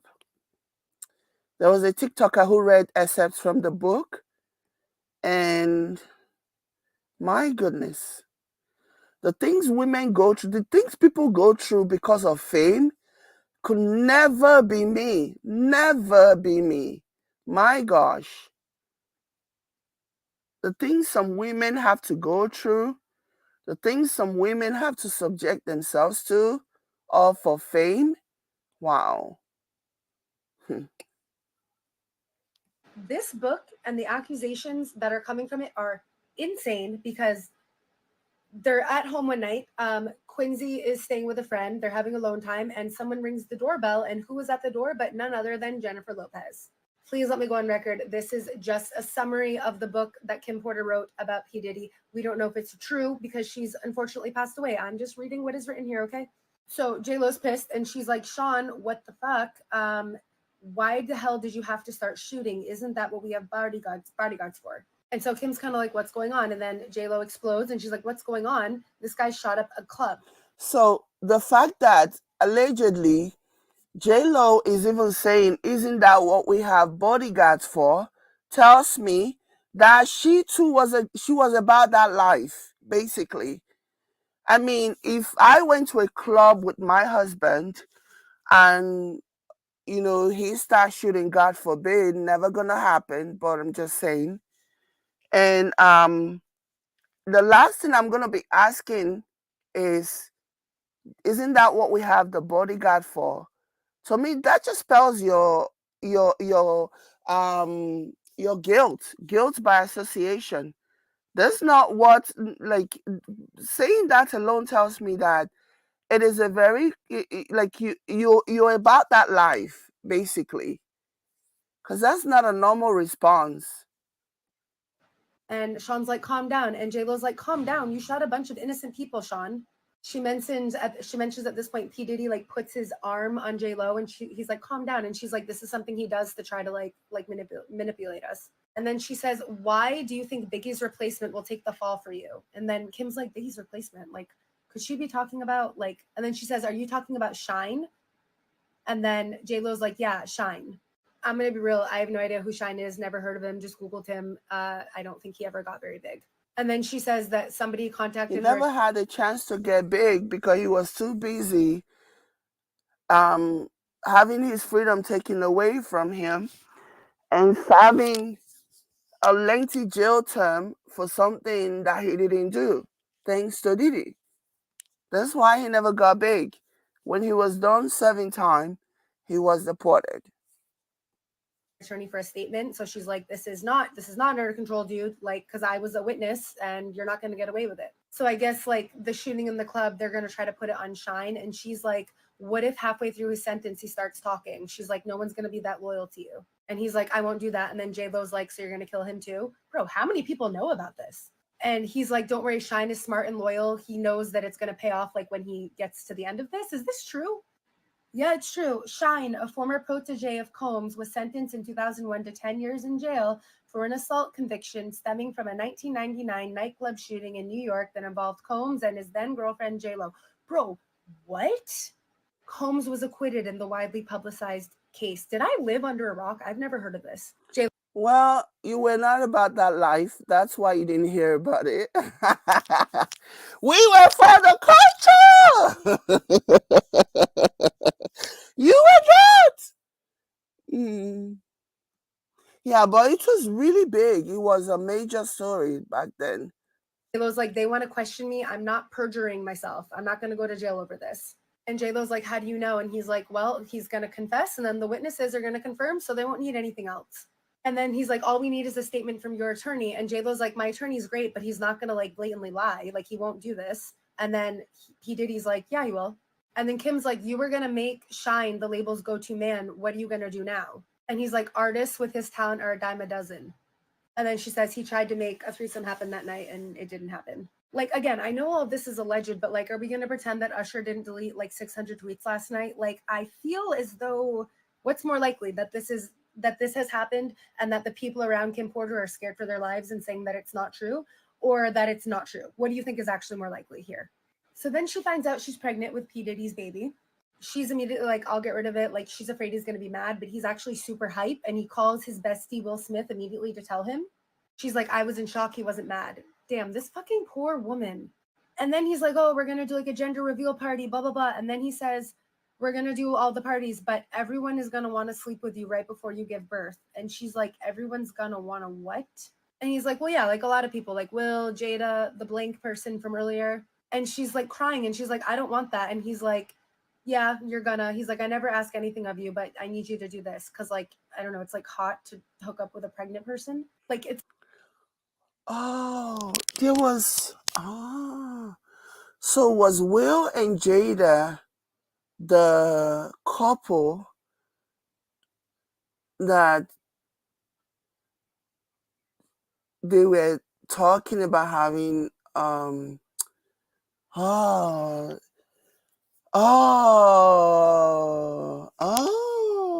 you were talking about how the husband is a rapper and the wife is this, and she will sleep with the wife allegedly, and Diddy was coming out. She saw Diddy coming out of the. She saw Diddy coming out of the the husband's bedroom. So that took me a minute because I was like, who's this? Also, that was Jada and Will Smith. Child, this is crazy. I mean, this story, I don't know how true this is, this supposed memoir. I don't know, man. I don't know. It's for like a spiritual thing, like some sort of like ceremony, spiritual ceremony or something involving a pregnant. She's like, but I don't believe in all this spiritual crazy shit. Like, we got here because you're brilliant, not because of the sex parties. And he's like, do you trust me? And she's like, yeah. And he's like, okay, then let's just do what we got to do to keep having what we have. Like, so like the sex parties are also like spiritual, weird Illuminati stuff. She says, that night I cried myself to sleep. I was going to be at 9 months pregnant. My child is going to have a good biblical name. They're not going to take his soul. Like, I don't know how this managed to stay out of the media for so long, but Sean got to the point where he was so abusive and only his inner circle knew about it. Apparently she did some acting and she had like coffee with the producer, and the producer sent flowers to the house and said like in a card, like, it was so nice to meet you, we should do it again. He freaks out and like smacks the shit out of her, and he's like, you've had my baby, you can't do anything without me knowing. And she's like, it was just a producer. And he's like, who's this producer? Throwing shit, flipping tables. And then he hits her with the chair. He takes a chair and hits her with it. She doesn't remember anything. She wakes up in a hospital room, her arms in a cast, hanging from a sling, her face hurts, eyebrows in immense pain. Yeah. And when she wakes up, Sean is there with her. He's like, I'm sorry. She's like, get away from me. And she's like, save it for the lawyers, that they're in a private room. So even if she like screams, who's going to help her? He's like, stay away from my kids, blah, blah, blah. And he's like, you're going to use the kids against me. And then he goes, tell them what? That you had a car accident? They'll pity you, that you hit your head. He was going to make her look crazy. He spent the next 6 months helping her heal, working his way back into her life and into her bed. She said, I was so stupid. Girl. And then it says, from what I understand, the producer died of pneumonia. I have chills. Next chapter starts. Sean kept his word for the most part until he didn't. She ended up pregnant again. He wanted energy from that too. So I guess that's what they were doing, like gang banging a pregnant person to take the energy of the baby. He was like, this is going to be my last party. Okay. Like, my body's never going to do this. Like, not allow so many people to do this to my body again. She says, whenever I tried dating somebody else, they would end up dead from pneumonia. Dude, have we fact checked this? She says she has a...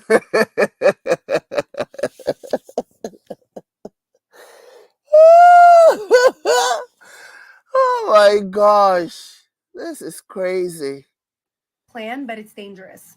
He has a vault where he keeps the videotapes of all of his conquests. I started sleeping with him again, and after he falls asleep, I would go into the vault, take some of the tapes, make copies, swap them, etc. Took her weeks to do this, but she finally has them all, and this is her way out. I think this is the part that you guys have mostly been waiting for. Some of the tapes had things I would have never expected. The gay parties are one thing, but the young boys, like Usher, Little Bow Wow, and Justin Bieber. Oh my God. She literally said the name. She said the name. I thought it was going to be X'd out for sure. I thought for sure. Oh my.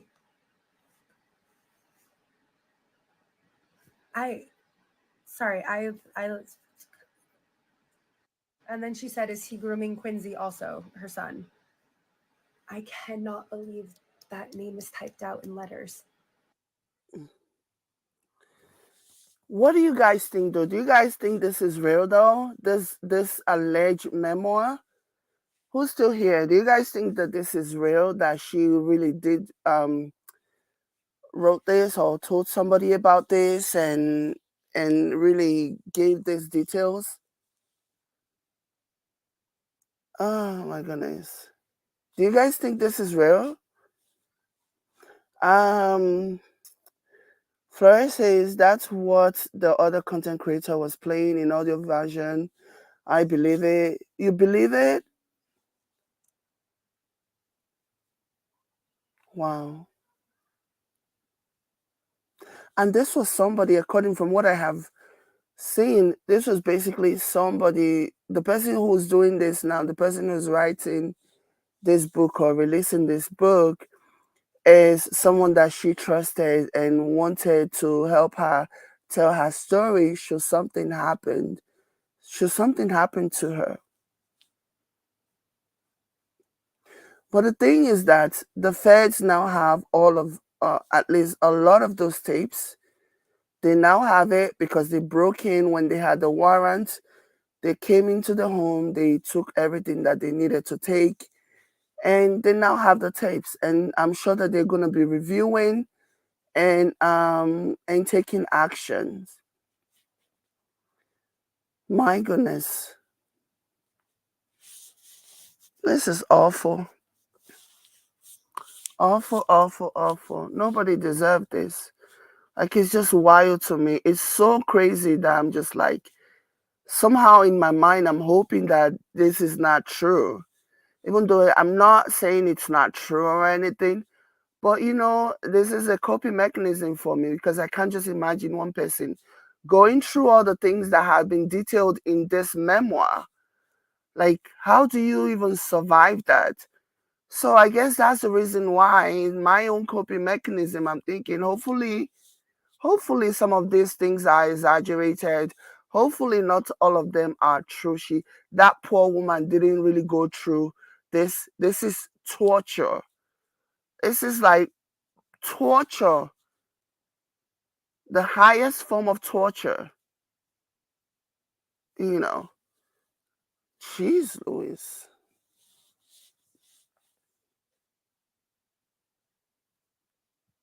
Jeez.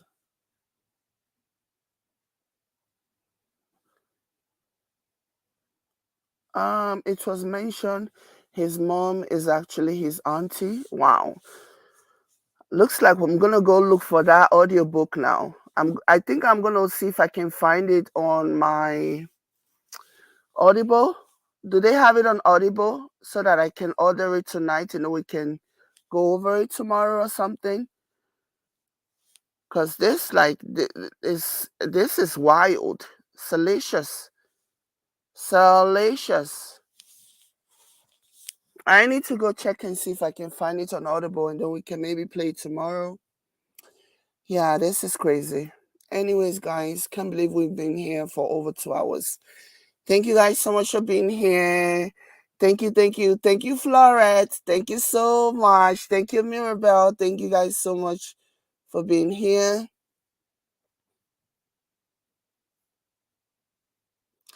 You do have a point. Primrose says someone publishing all these names, even if true, are actually re-victimizing them.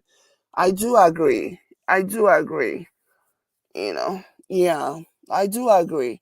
And that's the reason why I'm thinking that, is this even true? Like the way they are mentioning all these names, if this story is true, like, isn't that bad? At least for the people who are actually his victims. But yeah, I'm gonna go find the book. I'm gonna go check and see if I have it on Audible. If they have it on Audible, and then I can order it. I don't want to read this. I want to hear somebody read it out for me. It is too much. It is too much. Too much. Anyways, thank you guys so much. Thank you, Florette. Thank you, Primrose. Thank you, Mirabelle. Thank you, everyone that is still here. I appreciate you. Please pray. Sanctify yourself. Sanctify. Sage yourself. Do something. Because all of this, oh my goodness, I wish I can end on a better note. I have no energy. I cannot find anything that is going to cleanse us of this. So yeah, just pray for yourself is all I ask. Because this is too much.